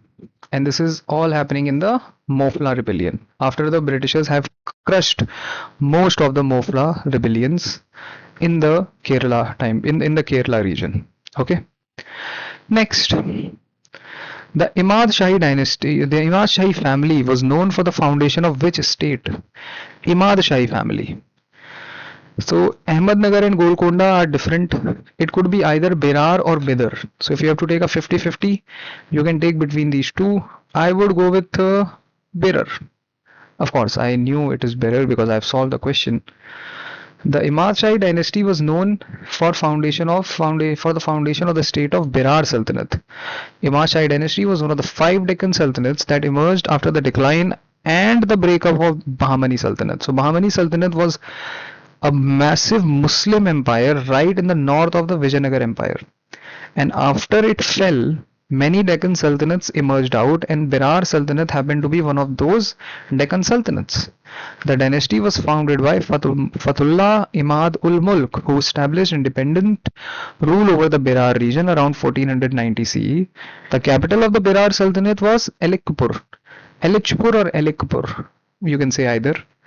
The Deccan Sultanates played an important role in the political history of the medieval South India and frequently fought among themselves as well as against the Vijayanagar Empire. So Deccan Sultanates used to go on war against each other as well as the Vijayanagar Empire.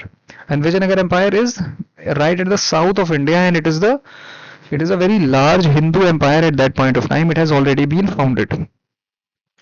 The 5 major Deccan Sultanates formed after the breakup of the Bahmani Sultanates are Ahmednagar, which is started by the Nizam Shahi dynasty, Bijapur started by Adil Shahi dynasty, Golconda by Qutub Shahi dynasty, Bidar by Barid Shahi dynasty, very easy to remember, Bidar Barid, and Berar by Imad Shahi dynasty.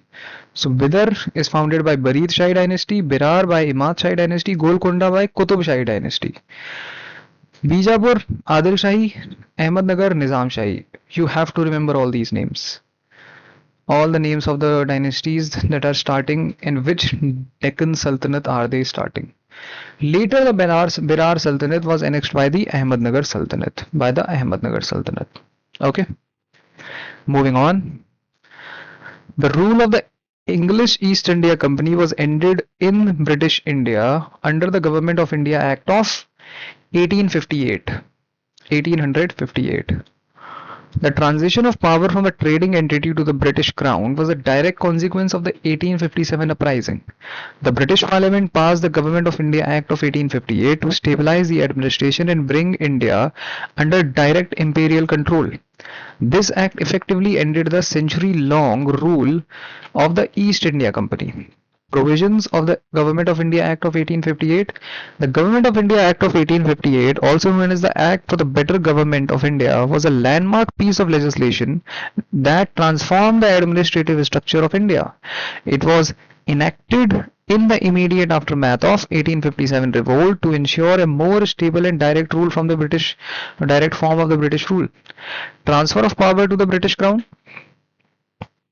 The most significant provision of Act was official termination of the East India Company's rule. All powers regarding the government, territories and revenues were transferred from the company directly to the British rule, Queen Victoria. India was henceforth to be governed in the name of the monarch. Abolition of the dual government. So these are the provisions. The first is transfer of power to the British Crown.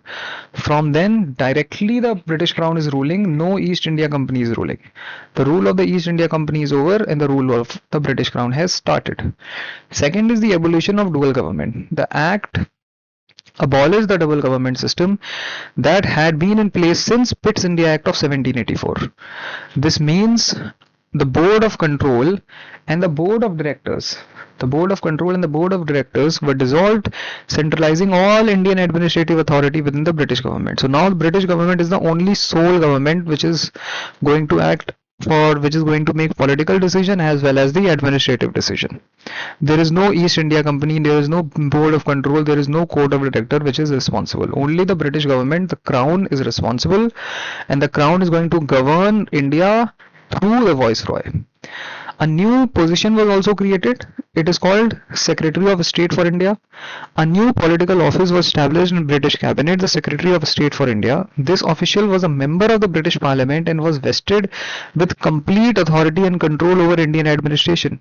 To assist Secretary of State, a 15-member body called Council of India was created, which is acting as advisory body. The designation of Viceroy.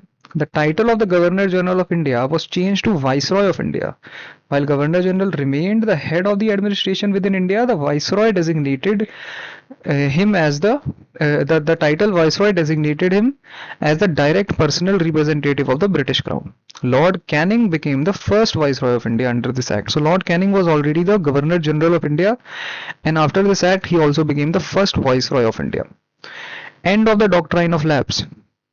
Though not a structural province of the Act itself, the shift of Crown rule led to the formal abandonment of doctrine of lapse. What does that mean? That means that the British government promised to respect the rights and dignity of the native Indian princes and stopped the practice of annexing princely state if a ruler died without a natural heir, aiming to prevent future rebellions. So earlier what used to happen in the doctrine of lapse, if any princely state did not have a natural heir, did not have a biological son, then what will happen? After their death, the East India Company will snatch away their territory, and that will become the territory of East India Company. And Britishers, and this was started by Lord Dalhousie, and Lord Dalhousie basically took away a lot of land under this act. So that was also stopped. The act did not write it in itself that it is going to be stopped. It was basically seen as an outcome of the Government of India Act of 1858, because the British government promised to respect the rights and dignity of the native Indian princes. And so basically what does that mean? That means that they're going to stop the practice of annexing princely states if a ruler died without natural heir. And they aimed to prevent basically future rebellions, any rebellion like 1857. They did not want another such rebellion again. Okay, next. The famous scientist Albert Einstein was inspired by whose idea of non-violence? Obviously it is Mahatma Gandhi. Albert Einstein used to admire Mahatma Gandhi a lot. The connection between the two giants. Albert Einstein, the Nobel Peace Prize winning physicist, held Mahatma Gandhi in the highest regard. Although they never met in person, they exchanged several letters. Einstein was deeply moved by Gandhi's commitment to ahimsa or non-violence and his ability to mobilize millions of people against a powerful empire without using any weapon. Why Einstein was inspired? Moral superiority. Einstein believed that Gandhi's method of satyagraha was only way to achieve lasting peace in the world increasingly dominated by threat of nuclear weapons. So he himself came from Germany, so he knew what nuclear weapons can do, right? He had already seen dictatorship. The future generations quote Gandhi famously said of Einstein famously said of Gandhi, generations to come, will scarce believe that such a one as this ever in flesh and blood walked upon this earth. Like future generation will not be able to believe that an individual in flesh and blood actually walked upon this earth. This was actually said by Mahatma Gandhi about Mahatma Gandhi by Albert Einstein. Scientific rationality meets ethics. As a scientist, Einstein valued logic and order. He saw Gandhi's non-violence as logical and superior alternative to the chaos of war. So he basically admired Gandhi and he said, and he was inspired by the non-violence and violent ideas of Mahatma Gandhi. Next, Tansen, who was included in the Navratnas of Akbar, was an expert in playing which of the following musical instrument? Tansen was an expert in playing rabab. Rabab. Tansen was a legendary musician and one of the Navratnas in the court of Emperor Akbar. While he is the most famous for his vocal mastery and creating new ragas, he was also an expert instrumentalist. His primary instrument was rabab, a plucking string instrument that originated in Central Asia.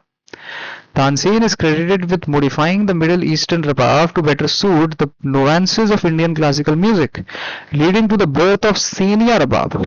Tansen's mastery over rabab was so profound that his descendants and followers formed the Senia Gharana. For generations, members of this school were known as Rababia. This tradition eventually evolved into the development of other famous Indian instruments like sarod, which is considered a direct descendant of rabab. In Akbar's court, Tansen used rabab not just as an accompaniment to his singing, but also as a solo instrument to demonstrate complex musical pattern. So Tansen is related with rabab.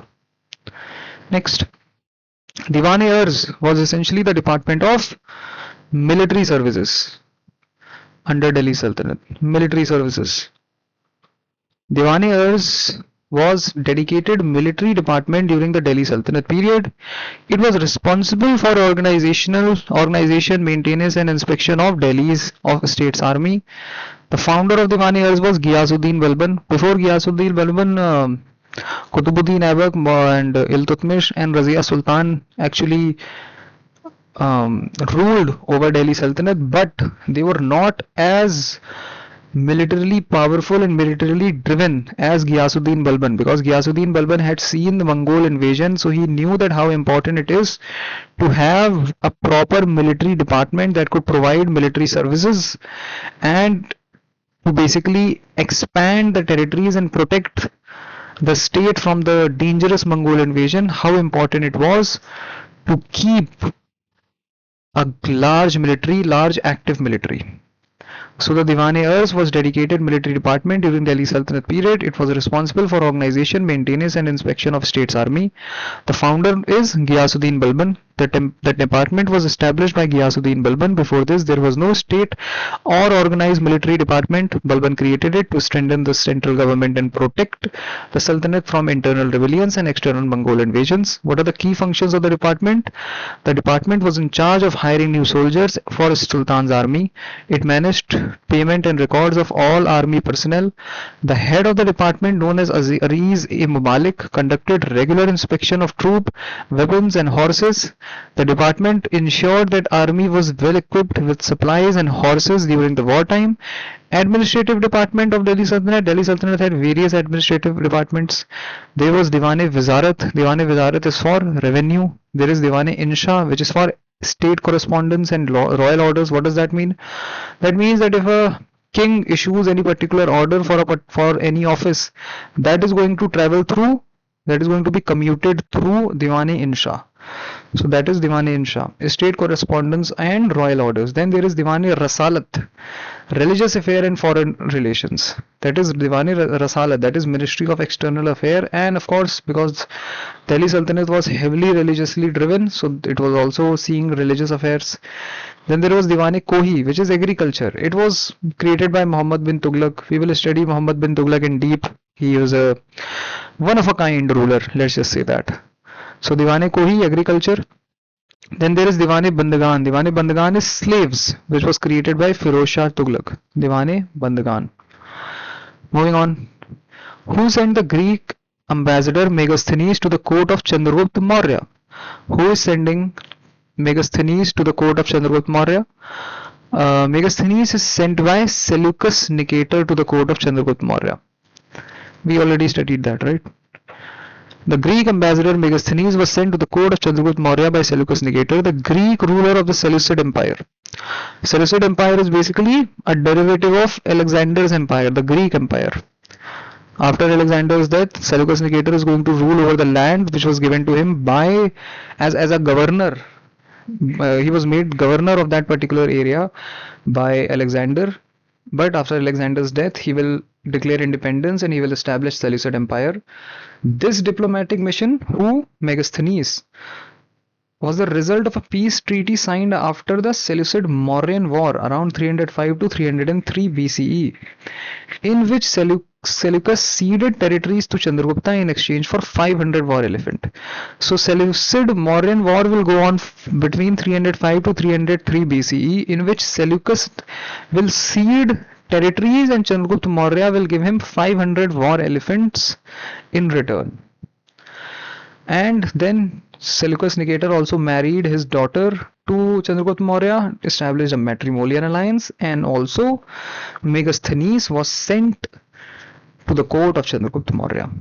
Megasthenes lived in Patliputra, the Mauryan capital, for several years. During his stay, he carefully observed the Indian way of life, the administration of the empire, the geography of the land. He compiled all these observations into a famous book called Indica.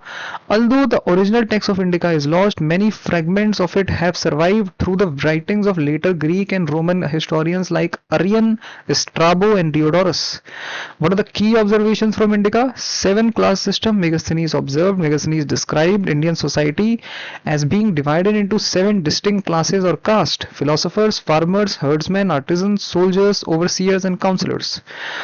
He provided a detailed account of how Patliputra was managed by a commission of 30 members divided into 6 boards, each handling a specific task like trade, taxes, and welfare of the foreigners. He wrote extensively about the massive Mauryan army, particularly the use of elephant and chariots, which fascinated the Greek world. Interestingly, Megasthenes claimed that slavery did not exist in India. While modern historians believe that he may have misinterpreted the Indian labor system, his observation highlights the better treatment of workers compared to the Greek system of that time. Historical significance of the mission: the diplomatic exchange marked one of the first major recorded interaction between the Hellenistic Greek world and ancient India. It established a long-lasting relation between the two empires, leading to further ambassadors being sent to the court of later Mauryan rulers like Dimachus. Dimachus is going to be sent by Antiochus to Bindusar, and then Dionysius is going to be sent by Ptolemy II of Philadelphus to Ashoka. So the first ever foreign diplomat which is coming to India from Greek, the first ever Greek diplomat which is coming to India is Megasthenes, and he is coming to the court of Chandragupta Maurya. And what do the Greeks used to call Chandragupta Maurya? They used to call him Sendrocotus. Okay. So this is the whole relation between the Greeks and the Mauryans at that time period. Next, R.G. Bhandarkar was a popular leader of which society? We just studied it. R.G. Bhandarkar was a popular leader of Pratna Samaj. Ramakrishna Gopal Bhandarkar, R.G. Bhandarkar was one of the most influential leaders of Pratna Samaj. While the society was originally founded by Atmaram Pandurang in 1867 in Bombay, now Mumbai, it was leaders like Bhandarkar and Justice Mahagovind Ranade who gave movement its intellectual strength and social direction. The Pratna Samaj, meaning the prayer society, was a social reform movement that emerged in Western India. It was deeply inspired by Brahmo Samaj of Bengal but remained distinct by focusing more on social reform rooted in Indian tradition rather than a complete break from them. The primary goal was to promote the worship of one God, to reform society based on the principles of social equality and justice. Brahmo Samaj, founded by Raja Ram Mohan Roy, key focus monotheism, ending sati, and rationalization. So monotheism and ending sati is very you have to remember this in relation with Brahma Samaj, and of course it is being founded by Raja Ram Mohan Roy, the most popular and the most famous and most significant social reformer of his time. Then there is Arya Samaj, which is going to be founded by Dayanand Saraswati, and the Dayanand Saraswati gave this slogan called Back to the Vedas, and it is also related to Shuddhi movement. Then Theosophical Society. Theosophical Society in India, the society was brought by Annie Besant, but the founders are H.P. Blavatsky and H.S. Olcott. Key focus is universal brotherhood, ancient religious and studying ancient religion and philosophies. Then there is Pratna Samaj. Pratna Samaj, the founder is Atmaram Pandurang, social reform in Western India, Maharashtra. That is the key focus. So remember the name of the founders and try to remember as many motives they served. So Brahma Samaj basically served monotheism and social reform and ending Sati Pratha, which is very important. Arya Samaj is founded by Dayanand Saraswati, back to the Vedas. Theosophical Society, basically studying your own religion, studying your own philosophy. Who started it is not very important. What is important is who brought it to India. In India, Theosophical Society was bought by Annie Besant. Then there is Pratna Samaj, started by Atmaram Pandurang, social reform in Western India. Moving on. R.G. Bhandarkar was a popular leader in which reforming society? We just did it. Next. Dash was the first woman to be ordained as a bhikkhuni in Buddhism. Who was the first woman to be ordained as a bhikkhuni in Buddhism? That is Mahaprajapati Gautami. Who is Mahaprajapati Gautami? Mahaprajapati Gautami is foster mother of Gautam Buddha. He is the sister of Gautam Buddha's mother. And what happened to his mother? His mother died at a very young age. When Gautam Buddha was born, his mother died at a very young age of Gautam Buddha. And Gautam Buddha was actually raised by his foster mother. In Buddhism, the first woman is officially ordained as bhikkhuni was Mahaprajapati Gautami. And you see this Gautami, this is where Gautam Buddha will get his name, because his actual name was Siddharth. She held a very special place in the life of Gautam Buddha, as she was his maternal aunt and foster mother who raised him after his biological mother Queen Maya passed away. The story of her ordination: after Gautam Buddha achieved enlightenment and established Sangha, Mahaprajapati Gautami wished to join. She travelled a long distance on foot to meet Buddha and requested that women be allowed to live the same spiritual life as men. At first, Buddha was hesitant to allow women into monastic order. However, his close disciple Ananda pleaded on her behalf. So his close disciple, Buddha's close disciple, the closest disciple of Buddha, Ananda, pleaded on her behalf, asking if women were capable of reaching the same level of spiritual awakening, arhatship. So,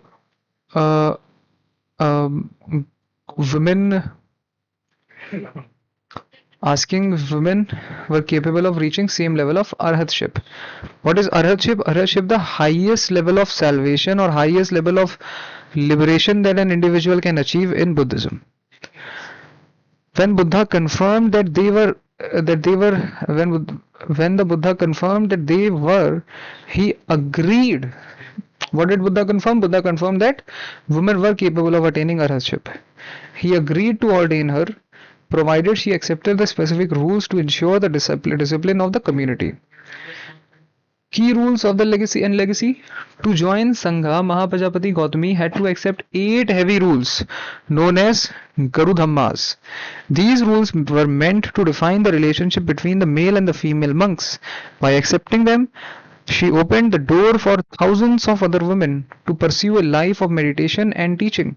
Soon after, 500 other women from her tribe also joined the role. Other option explanation. Sujat. Who is Sujata? Sujata was a village girl who famously offered Gautam Buddha a bowl of rice milk, which is kheer, when he was starving during his intense meditation. This meal gave him the strength to finally reach enlightenment. While she was devoted a follower, she never actually became a nun. Then there is Sanghamitra. She was the daughter of the famous Emperor Ashok. She is credited with taking Buddhism to Sri Lanka and establishing the Bhikkhuni order there. Then there is Dhammananda Bhikkhuni. Who is Dhammananda Bhikkhuni? This refers to a modern day figure who became the first Thai woman to receive full ordination in the Theravada tradition in the early 2000s. So Sanghamitra is Ashoka's daughter who is going to take Buddhism to Sri Lanka with his son Mahendra. Sujat is one of the women who is going to offer rice milk to Gautam Buddha when Gautam Buddha is starving due to intense meditation. And because he eats something, then he is going to survive all the way to that key is going to give him strength to reach highest level of enlightenment, that is called as arhatship. Okay, moving on. Who led the revolt of 1857 in Bihar? In Bihar, it was led by someone who was a very senior in age. His name was Veer Kunwar Singh. Veer Kunwar Singh. Veer Kunwar Singh led the Indian rebellion of 1857 in Bihar. He was one of the most important leader of the revolt and is remembered for his bravery, military leadership and resistance against the British colonial rule. Kunwar Singh was the zamindar of Jagdishpur in present-day Bihar. Even though he was around 80 years old during the revolt, he actively participated in uprising against the British East India Company. He organized local forces and led several military campaigns against the British troops in Bihar and nearby regions. Under his leadership, rebel forces captured areas such as Ara and challenged the British authority in the region. Kunwar Singh became famous for his courage and determination during the battles against the British Army. According to the historical account, while crossing the Ganga River, during one of the battles, he was severely wounded in the arm. To prevent the wound from spreading, he reportedly cut off his injured arm, and offered it to the river. Veer Kunwar Singh resistance made him one of the greatest heroes of the revolt of 1857, especially in the eastern India. His leadership inspired many local soldiers, peasants and zamindars to join the anti-British struggle. Other options explain who is Azimullah Khan. Azimullah Khan was an important associate and advisor of Nana Sahib. During the rebellion of 1857, he is believed to have played a significant role in planning assistance against the British East India Company. Before the revolt, what happened before the revolt? Before the revolt, Azimullah Khan travelled to England to plead Nana Sahib's pension case before the British authorities, but British rejected the demand. This increased resentment against the British rule. During the revolt, he worked closely with Nana Sahib in Kanpur and was involved in the political military strategy.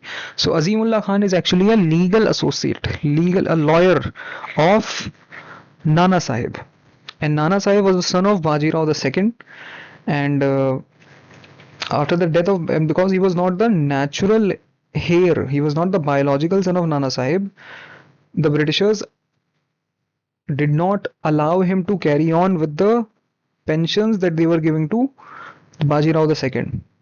So he sent Azimullah Khan to London so that Azimullah Khan can contest his case and talk to the Britishers regarding the pension. But Britishers denied it. Britishers said no pension will be entertained to Nana Sahib, and that basically filled Nana Sahib with rage and he wanted to take revenge, and he got the chance in the rebellion of 1857. So that's how Nana Sahib got involved in this, and Azimullah Khan, being an associate of Nana Sahib, helped him in the whole war of 1857, Battle of 1857. Okay, moving on. Bakht Khan. Bakht Khan was one of the most important. Bakht Khan was one of the most important military leaders of the revolt of 1857 in Delhi. He was originally a Subedar in the Bengal Army of East India Company and later joined the rebellion. Bakht Khan led rebel soldiers from Bareilly to Delhi and became a major commander of the rebel forces there. After reaching Delhi, he assumed an important leadership role under the symbolic authority of Bahadur Shah II. Bakht Khan attempted to organize the rebel administration and military operations in Delhi against British forces. So basically, Bakht Khan is a normal soldier in the British Army, but what he's going to do is he's going to fight against the British Army and he's going to organize some soldiers in 1857 and he's going to march all the way from Bareilly to Delhi. Why is he going to march from Bareilly to Delhi? Because he knew that in Delhi there is Bahadur Shah Zafar, whom he thought is going to at least be the symbolic leader, because people needed a new leader. They were denying the leadership of the Britishers, but they needed a new leader to gather under.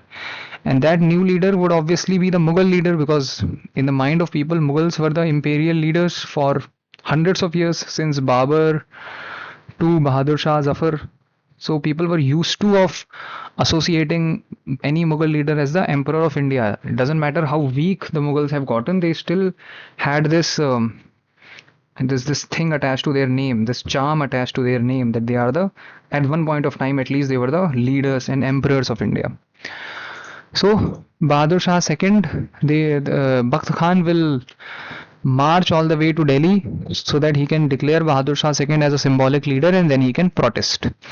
Then there is also Maulvi Ahmadullah Shah. Maulvi Ahmadullah Shah was a prominent leader of the revolt in the region of Awadh. Awadh is Lucknow.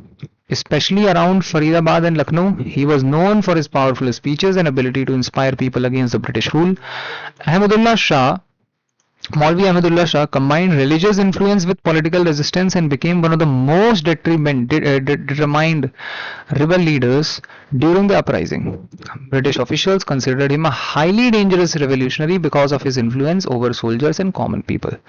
That is Maulvi Ahmadullah Shah. The correct answer of this question is, in Bihar in 1857, the revolt are being led by Veer Kunwar Singh. Veer Kunwar Singh. In Kanpur, it is being led by Nana Sahib. Okay. Moving on. Sisodia Rajput ruler of Mewar, Amar Singh, accepted the Mughal service during the reign of. So Amar Singh is the son of Maharana Pratap. And Maharana Pratap never actually accepted the suzerainty of the Mughals. He kept fighting till his last breath. But after his death, Amar Singh kept on fighting for a while. But after a while, he gave up. He could not carry on with the war because it was taking a toll on his economy. It was taking a toll on his military. Mughals were too big of an empire to fight against for a long time. So Amar Singh basically did not accept the suzerainty under Akbar. Akbar and Maharana Pratap kept on fighting for life. But Amar Singh eventually accepted the suzerainty of the Britishers under Jahangir. After Akbar comes Jahangir, so Amar Singh will accept the suzerainty under Jahangir. Amar Singh I accepted Mughal service during the reign of Jahangir. Amar Singh I was a ruler of Mewar and the son of Maharana Pratap, who had strongly resisted the Mughal expansion under Akbar. Maharana Pratap became famous for refusing to submit to the Mughal authority and for fighting the Battle of Haldigati against the Mughal forces led by Raja Man Singh. After Maharana Pratap's death, Amar Singh continued resistance against the Mughals for several years. However, continuous warfare weakened Mewar economically and militarily. During the reign of Jahangir, negotiations took place between Mughal Empire and Mewar. In 1615, a peace treaty was concluded between Amar Singh and Mughal Empire. Under this agreement, Amar Singh accepted the Mughal suzerainty and accepted to serve the Mughal emperor. Although certain special privileges were granted to the rulers of Mewar, unlike the other Rajput rulers, the Rana of Mewar was not required to personally attend the Mughal court. This treaty marked the end of the long conflict between the Mughal Empire and the Mewar that had begun during Akbar's reign. The other options are incorrect because Akbar fought against Maharana Pratap, but Akbar fought against Maharana Pratap, but Amar Singh accepted Mughal suzerainty later under Jahangir. Aurangzeb will come much later, and Babur came much earlier. So the only correct answer is Jahangir. Okay. Remember that Amar Singh is the son of Maharana Pratap, and Jahangir is the son of Akbar. That too we know. Next, Muhammad bin Tughlaq introduced a copper coin called dash in place of a silver coin. This was a very controversial move and a very unsuccessful move that he did. So the copper coin was actually called tanka, and he introduced it in place of a silver coin because he wanted to introduce token currency that we have now. Now the paper currency that we use does not actually have any value. The value is of the promise that which is written on the currency by the governor of India, that I promise to pay the bearer this amount. That has the value. The paper currency doesn't have the value, and he wanted to implement that at that point of time. Even today, with so much technology, fake notes can be forged so easily. But at that point of time, Muhammad bin Tughlaq decided to do it. But he did not understand that people would actually start printing coins in their houses.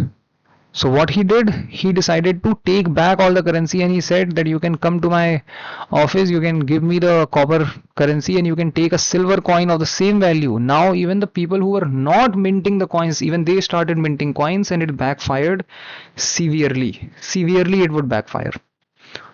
Okay.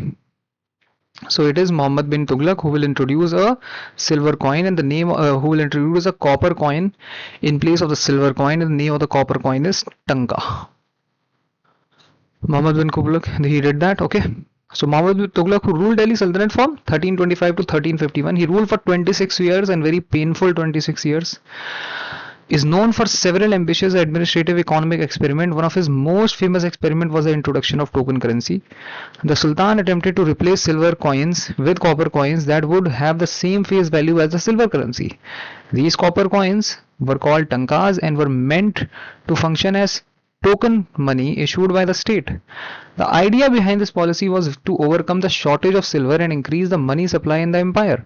However, the experiment failed badly because the government could not properly control the minting of the coins.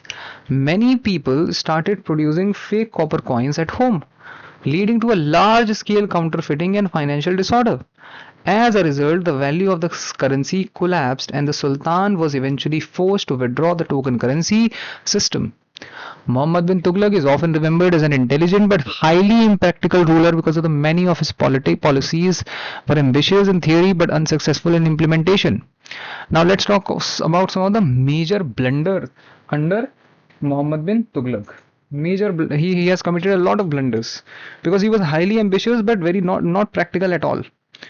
So we'll study some of the major blunders that he Muhammad bin Tughlaq was one of the most controversial rulers of Delhi Sultanate.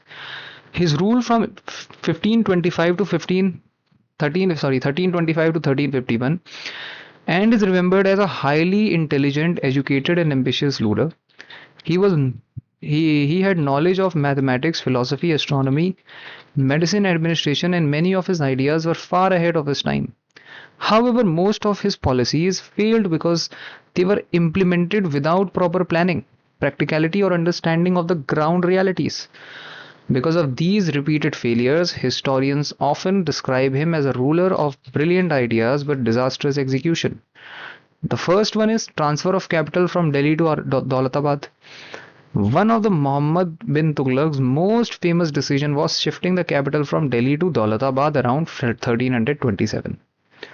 The Sultan believed that Daulatabad was geographically more central and safer from Mongol invasion, which is true. Of course, Delhi was more open to the Mongol invasion as it lies almost at the northwest side of India, and it is much easier to reach that side as compared to reaching the Deccan of India. So he wanted to shift the capital from Delhi to Daulatabad. He wanted better administrative control over both north and south because the empire at that point of time, the Delhi Empire had the Delhi Sultanate had become so humongous that it was almost impossible to manage the Deccan part while sitting in the north. So he decided that I'm going to change this empire. I'm going to shift the capital, and I'm going to make south Deccan part my capital. However, the decision became disastrous because he forced a large section of Delhi's population, including nobles, scholars, traders, and common people, to move hundreds of kilometers to Daulatabad. The journey was extremely difficult, but many people died due to exhaustion, hunger, disease, and harsh level of conditions. After some time, Muhammad bin Tughlaq realized the difficulties of governing from Daulatabad and shifted the capital back to Delhi. This caused enormous suffering, economic disruption, and public anger. So imagine, first he is asking people, or not only he wanted to change the capital, he even wanted all the people who are living in that capital to shift with him. So now he asks everyone from Delhi to shift from Delhi to Daulatabad. And people have to oblige the command of their ruler. So they decide to move. But once he has settled in Daulatabad, he realizes that how hard it is to command Delhi from Daulatabad. Of course, if it is difficult to command Deccan India from North India, it will be equally difficult to command North India from Deccan India. So when he realized that, and he also realized that he is not able to protect the North India from Mongol invasion at all, so he decided to shift the capital back. So first of all, a lot of people died in the whole journey. Then secondly, the ones who were left, when they had to travel back, and of course he asked all the people to come back as well, a lot of them also died. So this caused enormous suffering, economic disruption, and public anger. Then there is introduction of token currency that we just studied about. Muhammad bin Tughlaq introduced copper coin called tanka to replace silver currency. The Sultan wanted copper coin to have the same value as the silver coin, so that the treasury could have precious metals while increasing the money supply. The idea was economically advanced for the time and somewhat similar to modern paper currency systems. However, the government failed to regulate copper production properly. Ordinary people began producing fake copper coins at home because copper was easily available. Soon, counterfeit coppers flooded the market, causing severe financial chaos and collapse of the confidence of the currency system. Collapse in the confidence of the currency system. Eventually, the Sultan had to withdraw token currency and exchange fake and genuine coins for the real silver, causing huge loss to the treasury. High taxation in the Doab region. Muhammad bin Tughlaq increased taxes in the fertile. Now that he has suffered so much losses, he would want to make some money. So how he's going to make some money? He's going to increase the taxes especially in the Ganga Jamuna Doab region, which also sounds like a rational thing to do because that is the most fertile region and the farmers in that region can bear higher taxes. But to his misfortune, the Sultan wanted high revenue to finance military campaigns and administrative projects. However, increased taxation was imposed during the period of famine and agricultural distress. Farmers were already struggling with poor harvest, and harsh tax condition methods worsened their suffering. As a result, farmers abandoned villages, agricultural production declined, rebellions broke out, starvation increased, and this again created a lot of chaos during the reign of Muhammad bin Tughlaq. Then he's getting desperate. Now he has to make some money out of something. So what he'll do, he'll try to go on an expedition, military expedition. But where he will go on military expedition? All the neighboring kingdoms used to attack India. They used to attack India if they ever wanted to make money. But now the Indian kingdom is suffering. So what he'll do? Some traders from Khorasan will come and they will inform Muhammad bin Tughlaq that in Khorasan there is a lot of money. So if you there are a lot of gold coins that they are hiding. So if you just attack them, probably all the problems that you're facing in the empire, all the financial stress that your policies have caused, probably that will be cured. So Muhammad bin Tughlaq will actually take them seriously. They might be joking, you never know, or they might be trolling him. Because think about it, Khorasan region is a desert region. Nothing grows in this region. What is Khorasan region? This is Afghanistan, the border of Afghanistan, Iran, Uzbekistan. What is there in this region? There is no agriculture, nothing. So probably they were trolling him, but because he was so desperate that he actually took them seriously, and then what he did, he prepared a massive army for the invasion. Large sum of money was spent on recruiting and maintaining soldiers, but then he realized that, oh, these people are trolling me. So the invasion never actually carried out, and the Sultan abandoned the plan later, wasting enormous state resources and creating financial strain on the treasury. Then he's like, okay, there is no money here. Where can I find some money? Oh, I can find some money in Tibet, which is even less fertile. It is a cold desert. This is Karachi expedition. The Sultan launched a military expedition toward the Himalayan region known as Karachi, probably in the Kumayu Tibet area.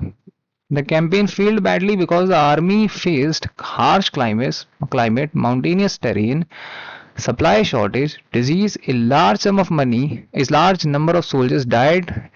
The campaign ended unsuccessful. Think about it.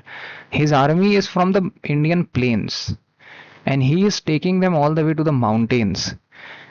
That to the Tibetan mountains, the highest of the Himalayas. There is less oxygen. The terrain is dangerous. There cannot be any horses. The logistical supply is blocked. The water is not there. Food is not there, and he is taking them there. Now he is the king. All the resources have been spent to protect him, but most of the soldiers will not be able to protect themselves. And what will happen? They will die. Most of the soldiers will end up dying, and unfortunately that's exactly what happened. Karachi expedition was also a failure. So this is Muhammad bin Tughlaq. Eventually it is said that he became very depressed, and also the treasury of the Delhi Sultanate became absolutely vacant, empty, because of his futuristic you can say, because of his futuristic, he wanted to do good, but because his goodness was so impractical that it only hurt the empire. You not only have to be wanting to do good, you also have to be practical. If you're not practical, then it will inevitably hurt the empire, and that's exactly what happened with Muhammad bin Tughlaq. Okay, next. Who among the following leaders led the Bardoli Satyagraha? Who led the Bardoli Satyagraha? Bardoli Satyagraha was actually led by Vallabhbhai Patel. And it was because of Bardoli Satyagraha and his success in the Bardoli Satyagraha that he will get the title of Sardar, the chief. So it is Vallabhbhai Patel. The Bardoli Satyagraha was led by Vallabhbhai Patel in 1928 in the Bardoli region of present-day Gujarat. The movement began when the British colonial government increased land revenue taxes in the Bardoli despite poor agricultural condition and financial difficulties faced by farmers. The peasants believed that the tax increase was unfair and impossible to pay. Under the leadership of Vallabhbhai Patel, the farmers organized a peaceful non-violent protest against the British authorities. Patel advised the peasants to refuse payment or of the increased taxes and maintain a strict discipline and unity throughout the movement. The protest followed the principle of Satyagraha, non-violent civil resistance inspired by Mahatma Gandhi. The movement became highly successful because the peasants remained united despite government pressure, property seizures and threats by the British officials. Eventually, the British government agreed to reduce the tax increase and return confiscated land and properties. After the success of the movement, the people of the Bardoli gave Vallabhbhai Patel the title Sardar, meaning leader or chief. From the time onward, he became widely known as Sardar Vallabhbhai Patel. So remember, Bardoli Satyagraha is related with Vallabhbhai Patel, and Bardoli Satyagraha is the reason why eventually he will be known as Sardar Vallabhbhai Patel. Okay, next. Who among the following Mauryan kings give up war after Battle of Kalinga? Very, very simple. Come on, it is Ashok. We all know Kalinga Ashok. We have read it from the childhood. Ashok gave up the Kalinga War. The war was fought between Mauryan Empire and the independent state of Kalinga, fought in the present-day Odisha. Ashoka wanted to bring Kalinga under the Mauryan control as a part of his imperial expansion. Although the Mauryan army won the battle, the war caused enormous destruction and human suffering. Historical accounts and Ashoka's rock edict mention that thousands of people were killed, injured and captured or displaced during the conflict. The large-scale violence deeply disturbed Ashok and completely changed his outlook towards warfare and kingship.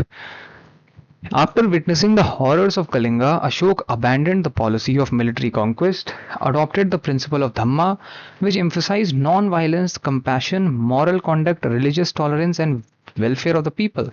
He also embraced Buddhism and became one of the greatest patrons. Following this transformation, Ashoka focused on public welfare, and peaceful governance rather than expansion through war. He built roads, rest houses, hospitals, wells, stupas, monasteries, and spread Buddhist teaching to different regions of Asia through missionaries. Because of this major change in life after Kalinga War, Ashok is remembered as one of the greatest ruler in Indian history as a symbol of peace and moral governance. Which rock edict did Ashok mention about Kalinga? So Ashok has left a lot of rock edicts. What are rock edicts of Ashok? Messages of Ashok that Ashoka wanted to communicate to his people, that he wanted to say something out of his heart, that he wanted to say to these people. So what he did, he engraved it across his empire. He engraved it on stone, and those got to be known as, on massive rocks he engraved it, and those messages got to be known as the rock edicts. So Ashoka described the horrors and consequences of the Kalinga War in the Major Rock Edict 13. So it is the 13th message in the Rock Edict that Ashoka is talking about the Kalinga War. This edict is one of the most important inscription issued by Ashok because it clearly explains his feeling of regret and remorse after the war. In the inscription, Ashoka states that the conquest of Kalinga caused massive loss of life, deportation of people, suffering of civilian, destruction and misery. The edict mentions that more than 1,100,000 people were killed, many more died later, and around 1.5 lakh people were taken as prisoners. After witnessing the suffering, Ashoka declared that he no longer believed in conquest through war and violence. So it was the battle of Kalinga, the war of Kalinga, the massive war of Kalinga, which basically made Ashok quit war forever. Next, he said that until and unless my kingdom is attacked, I myself will never attack. He said that he will only pick up the sword if his kingdom is under attack. That was the condition that was given by Ashok. And he mentions the Kalinga War in the 13th Rock Edict. 13th Rock Edict means the 13th message of the Rock Edict. This question has been asked before, which Rock Edict of Ashoka mentions about the Kalinga War? So that is the 13th Rock Edict. Remember that. Next, who among the following was the founder of the Aligarh movement, which was largely responsible for the revival of Muslims in India? Who is responsible for it? So this is Sayyid Ahmad Khan, known as Sir Sayyid Ahmad Khan. Sir Sayyid Ahmad Khan was the founder of the Aligarh movement, which played a major role in social, educational and intellectual revival of the Muslims in India during the 19th century. After the Indian Rebellion of 1857, many Muslims in India faced political decline, economic difficulties and educational backwardness. Sir Sayyid Ahmad Khan believed that Muslim community could progress only through modern scientific and Western education. He encouraged Muslims to adapt modern learning while also preserving their culture and religious identity. As a part of the Aligarh movement, he established the Mohammedan Anglo-Oriental College.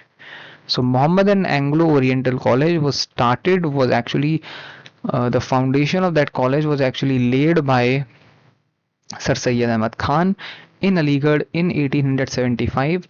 The institution later developed into Aligarh Muslim University.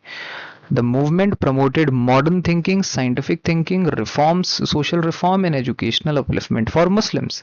Sir Syed Ahmad Khan also worked to improve relations between Indians and British after 1857 and encouraged Muslims to participate in modern administrative and educational system.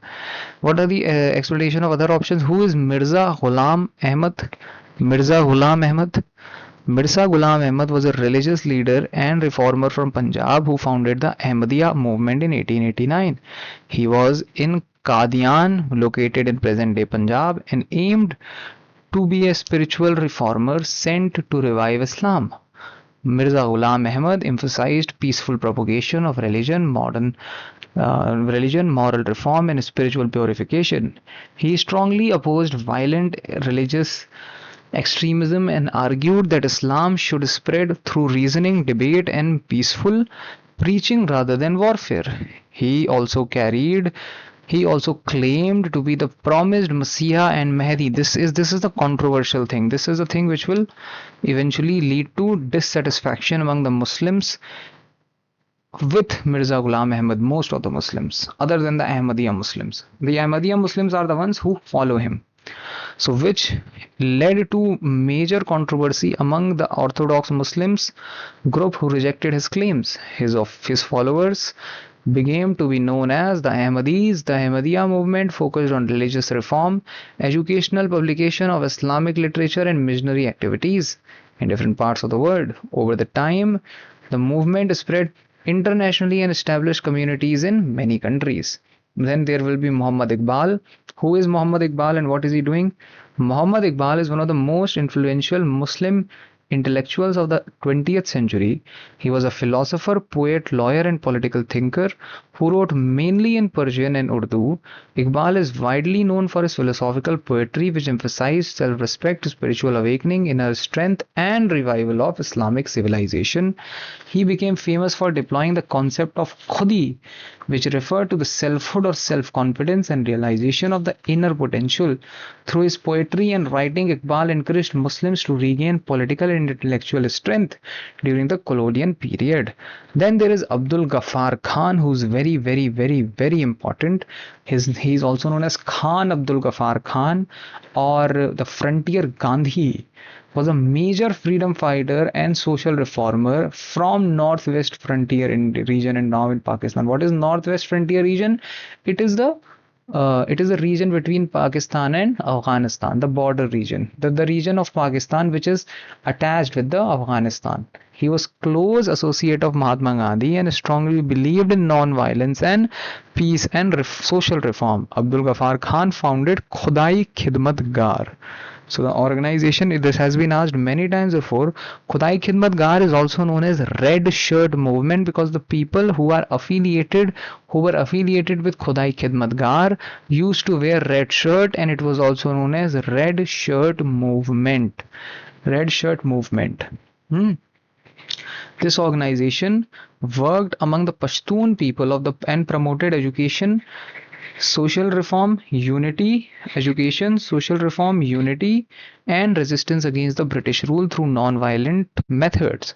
At a time when Pashtun society was often associated with tribal conflict and warfare, Abdul Ghaffar Khan's commitment to non-violence was considered extraordinary.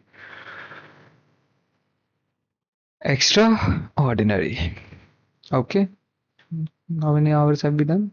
So we have done 2.5 hours. Okay. Keep going. It's gonna be fun. We also took a little break now.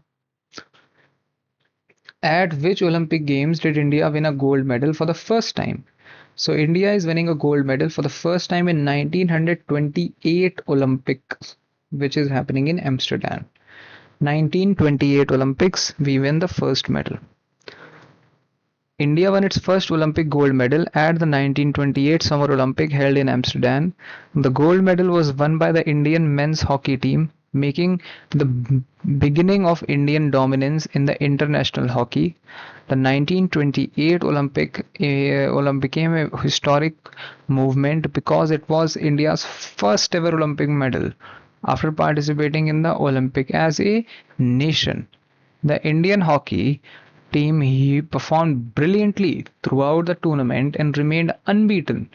It was one of the greatest players associated with the team is Dhyan Chand. One of the greatest player associated with Indian hockey team is Dhyan Chand, who became famous for his extraordinary goal scoring ability, ball control and skill.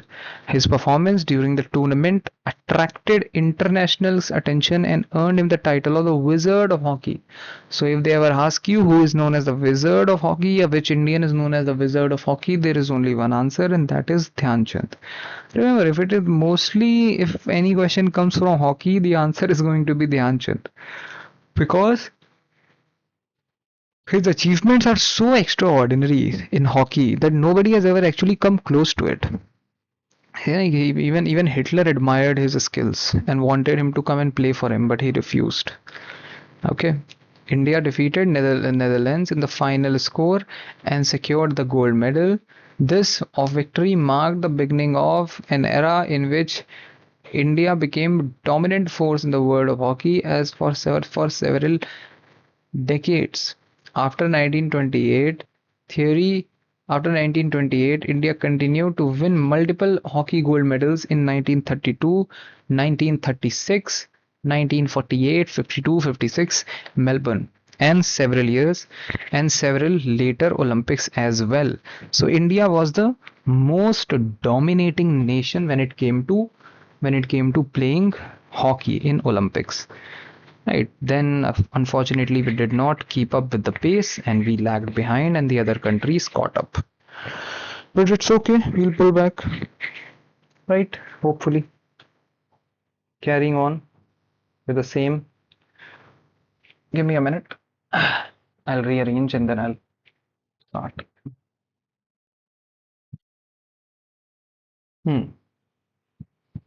Okay. Moving on. Next question. Next. The authorities of which country denied permission to land the ship Komagata Maru carrying Indians? So Canada. Canada denied permission to land ship Komagata Maru because Canada was at that point of time was under the influence of the Britishers. And the basically white revolution in Canada was going on where they were highly racist towards anyone who was not white. So the authorities of Canada denied permission to land Komagata Maru, which was carrying Indian passengers in 1914. The Komagata Maru was a Japanese ship chartered by Gurdeep Singh to challenge discriminatory immigration laws imposed by the Canadian government against the Asians, especially the Indians. Most of the passengers on the ship were Sikh from Punjab, along with some Hindus and Muslims who hoped to migrate to Canada for better opportunities. At the time, Canada had introduced restrictive immigration laws, including the continuous journey regulation, which effectively prevented Indians from entering the country. When Komagata Maru reached Vancouver in 1914, Canadian authorities refused to allow most passengers to disembark, despite passengers being British subjects under the British Empire. The ship remained stranded in the harbor for about 2 months under extreme difficult conditions with shortages of food and water. Eventually, the Canadian government forced the ship to return to India. When the ship reached Bajbaj, where is Bajbaj? Bajbaj is in Bengal, near Calcutta, in September 1914, British Indian authorities attempted to arrest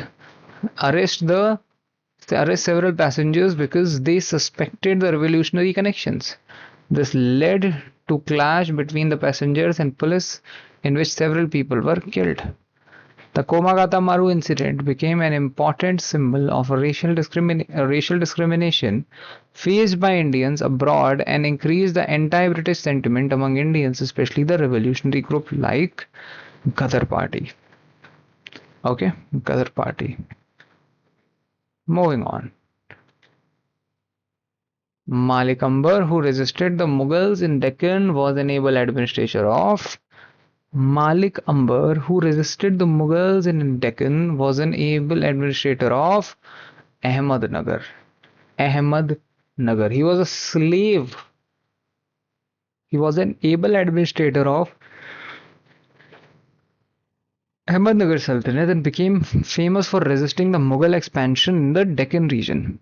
Originally from Ethiopia, Malik Ambar came to India as a slave, but he gradually rose to power because of his intelligence, military skill, and administrative abilities.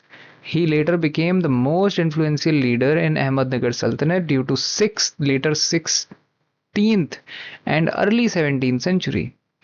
At that time, Mughal Empire was trying to expand into the Deccan under the rulers such as Akbar and Jahangir. Malik Ambar strongly resisted the Mughal armies and became known for his effective use of guerrilla warfare tactics, which involved sudden attacks, rapid movement, and avoiding direct large scale confrontations.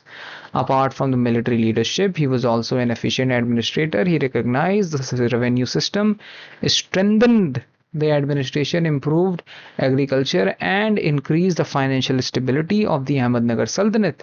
He also founded the city of Khadgi, which later became Aurangabad.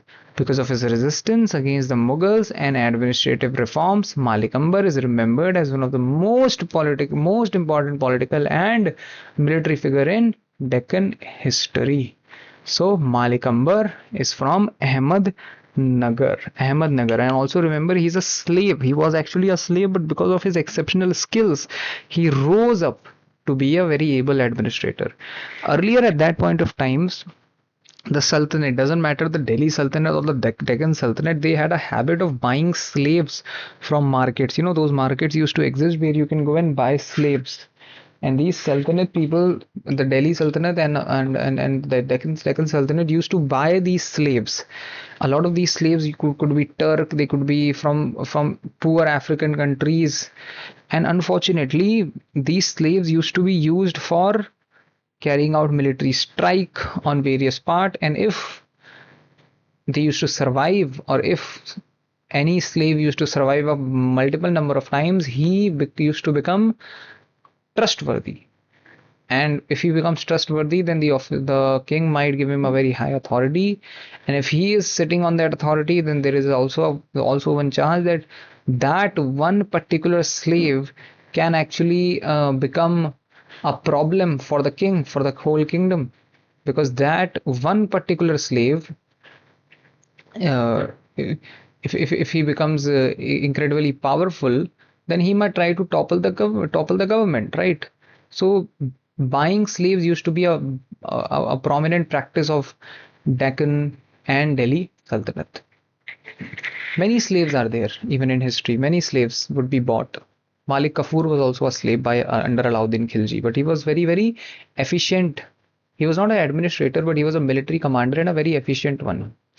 Moving on, the Astadhyayi of Panini is a renowned work of Sanskrit grammar. Astadhyayi Panini is a renowned work of Sanskrit grammar. Huh? Astadhyayi, written by Panini, is a renowned work on Sanskrit grammar. The Astadhyayi is considered as one of the greatest and most scientific work on grammar in the history of the world. Panini composed a text around 5th to 4th century BCE and systematically explained the structures, rules, pronunciation, and formation of Sanskrit language. The word Astadhyayi means 8 chapters. Astadhyayi, 8 chapters. First adhyay, second adhyay, third adhyay, like there is 8 adhyay. Because the text is divided into 8 sections containing nearly 4,000 concise grammatical rules known as sutras. So every one rule is one sutra. And there are how many? 4,000 rules. 4,000 rules, 8 chapters. So every single rule is a sutra. Now, to get to know modern administration, what do we read? To get to know modern administration, first thing that we can read is the um, Arthashastra. Not that Arthashastra was as it is followed in the modern time period, but there is a lot of similarity that we get to find.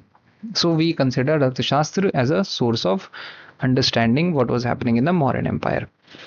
All because also Kautilya was considered as a prime minister under Chandragupta Maurya. Then what else?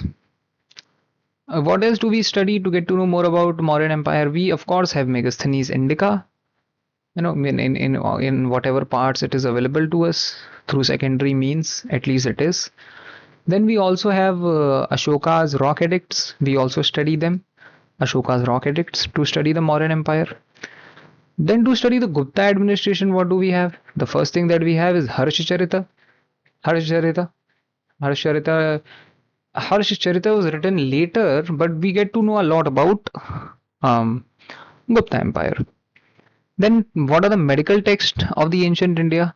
There is Sushrut Samhita and there is Charaka Samhita. Sushrut Samhita and Charaka Samhita is working at that point of time. Next, in which year was the Vernacular Press Act enacted by the government, British government? Which year was it enacted? In which year was it legalized, the Vernacular Press Act? So it happened in 1878 during the time period of Lord Lytton. As I said, Lord Lytton, as I told you, he was one of the extremist governors of the country, and he imposed lot of discriminatory laws. Vernacular Press Act was one of them. It happened in 1878. The Vernacular Press Act was enacted by the British India in 1878 during the tenure of Lord Lytton. The Act was introduced to control and suppress the Indian language press, especially newspaper published in vernacular languages such as Hindi, Bengali, Urdu and Marathi. During the late 19th century, many of the Indian newspapers had started criticizing the British policies, exposing the administrative failures and spreading the nationalist idea among the people. The British government viewed this growing nationalism as a threat to the colonial authority. The Vernacular Press Act gave government powers to control newspaper, censor newspaper, confiscate the printing press, seize printed material, publish senior and publishers. Major feature of the act was that it mainly targeted Indian language newspaper, while English language newspaper were largely exempt. Because of this discriminatory nature, the law became extremely unpopular among Indians and was often called as the Gagging Act. Many nationalist leaders strongly opposed the act because they believed it violated the freedom of expression and press freedom. The newspapers responded in creative ways to avoid censorship. One example was Amrit Bazar Patrika, which converted overnight from a Bengali newspaper to an Indian newspaper to an English newspaper to escape the restrictions of this act. Due to strong criticism and opposition, the Vernacular Press Act was eventually repealed in 1882 during the administration of Lord Ripon. Lord Ripon repealed the Vernacular Press Act. Lord Lytton legislated the Vernacular Press Act. So you can remember it like that. Who's legislating Vernacular Press Act? Lord Lytton. Who's repealing it? Lord Ripon. Lytton legislated, Ripon repealed. The act became an important event in the history of Indian nationalism because it increased the political awareness and strengthened the opposition to the British colonial rule. Also, it is one of the most disrespectful and discriminatory law passed by the British people. Moving on. Nana Sahib, a rebel at Kanpur, who was the son of which of the following Peshwa? I told you he was the son of Baji Rao II. Right? Nana Sahib was the adopted son of Baji Rao II. Nana Sahib became one of the major leaders of the Indian rebellion of 1857, especially at Kanpur. After the defeat of the Marathas, the British East India Company had granted pension to Baji Rao II. However, Baji Rao II's death, the British refused to continue the pension to Nana Sahib because he was the adopted son and not a biological heir. This refusal created strong resentment against the British authorities and became one of the important reasons behind Nana Sahib's participation in the revolt of 1857. Then, during the uprising, Nana Sahib emerged as one of the leaders of the rebel forces in Kanpur. He organized the resistance against the British troops and temporarily took control of the region. Nana Sahib was assisted by temporary associates, including Tatya Tope and Azimullah Khan. So these two are important associates of Nana Sahib, and Nana Sahib is revolting in 1857 from Kanpur. Azimullah Khan is the lawyer of Nana Sahib who will actually go to London and talk to the Britishers regarding the pension of Nana Sahib, because Nana Sahib was refused the pension because he was not the natural heir of, he was not the biological son of Bajirao II, and Britishers did a lot of injustice to the unnatural heir. Okay. And also Tatya Tope is also where a great revolutionary is associated with Nana Sahib. Next. Ashoka sent a mission to spread the principle of Dhamma led by his son Mahendra and daughter Sangamitra to Sri Lanka, and Sri Lanka at that point of time was known as Ceylon. Ceylon. Ashoka sent mission to spread the principle of Dhamma and Buddhism to Sri Lanka, which historically was known as Ceylon. The mission was led by his son Mahinda and daughter Sangamitra. After the Kalinga War, Ashoka underwent a major transformation and adopted the policy of Dhamma, which emphasized non-violence, compassion, moral conduct, and religious tolerance. He became one of the greatest patrons of Buddhism and actively worked to spread Buddhist teaching both within and outside the India. As a part of the effort, Mahinda traveled to Sri Lanka during the reign of Devanama Piyatissa and successfully introduced Buddhism there. Sangamitra later reached Sri Lanka carrying a sapling of sacred Bodhi tree from Bodh Gaya. This mission had a long-lasting influence because Buddhism became one of the most important religions of Sri Lanka and continued to flourish there for centuries. Therefore, the correct answer is Ceylon. Okay, so let's carry on with the next few with many questions. As you can see, the many questions are there, right? This is just the beginning. I have a whole 24-hour lecture ready for you guys. So let's carry on with the more questions in the next lecture. I hope you are having a good time and you are learning a lot. Okay, so watch the next one.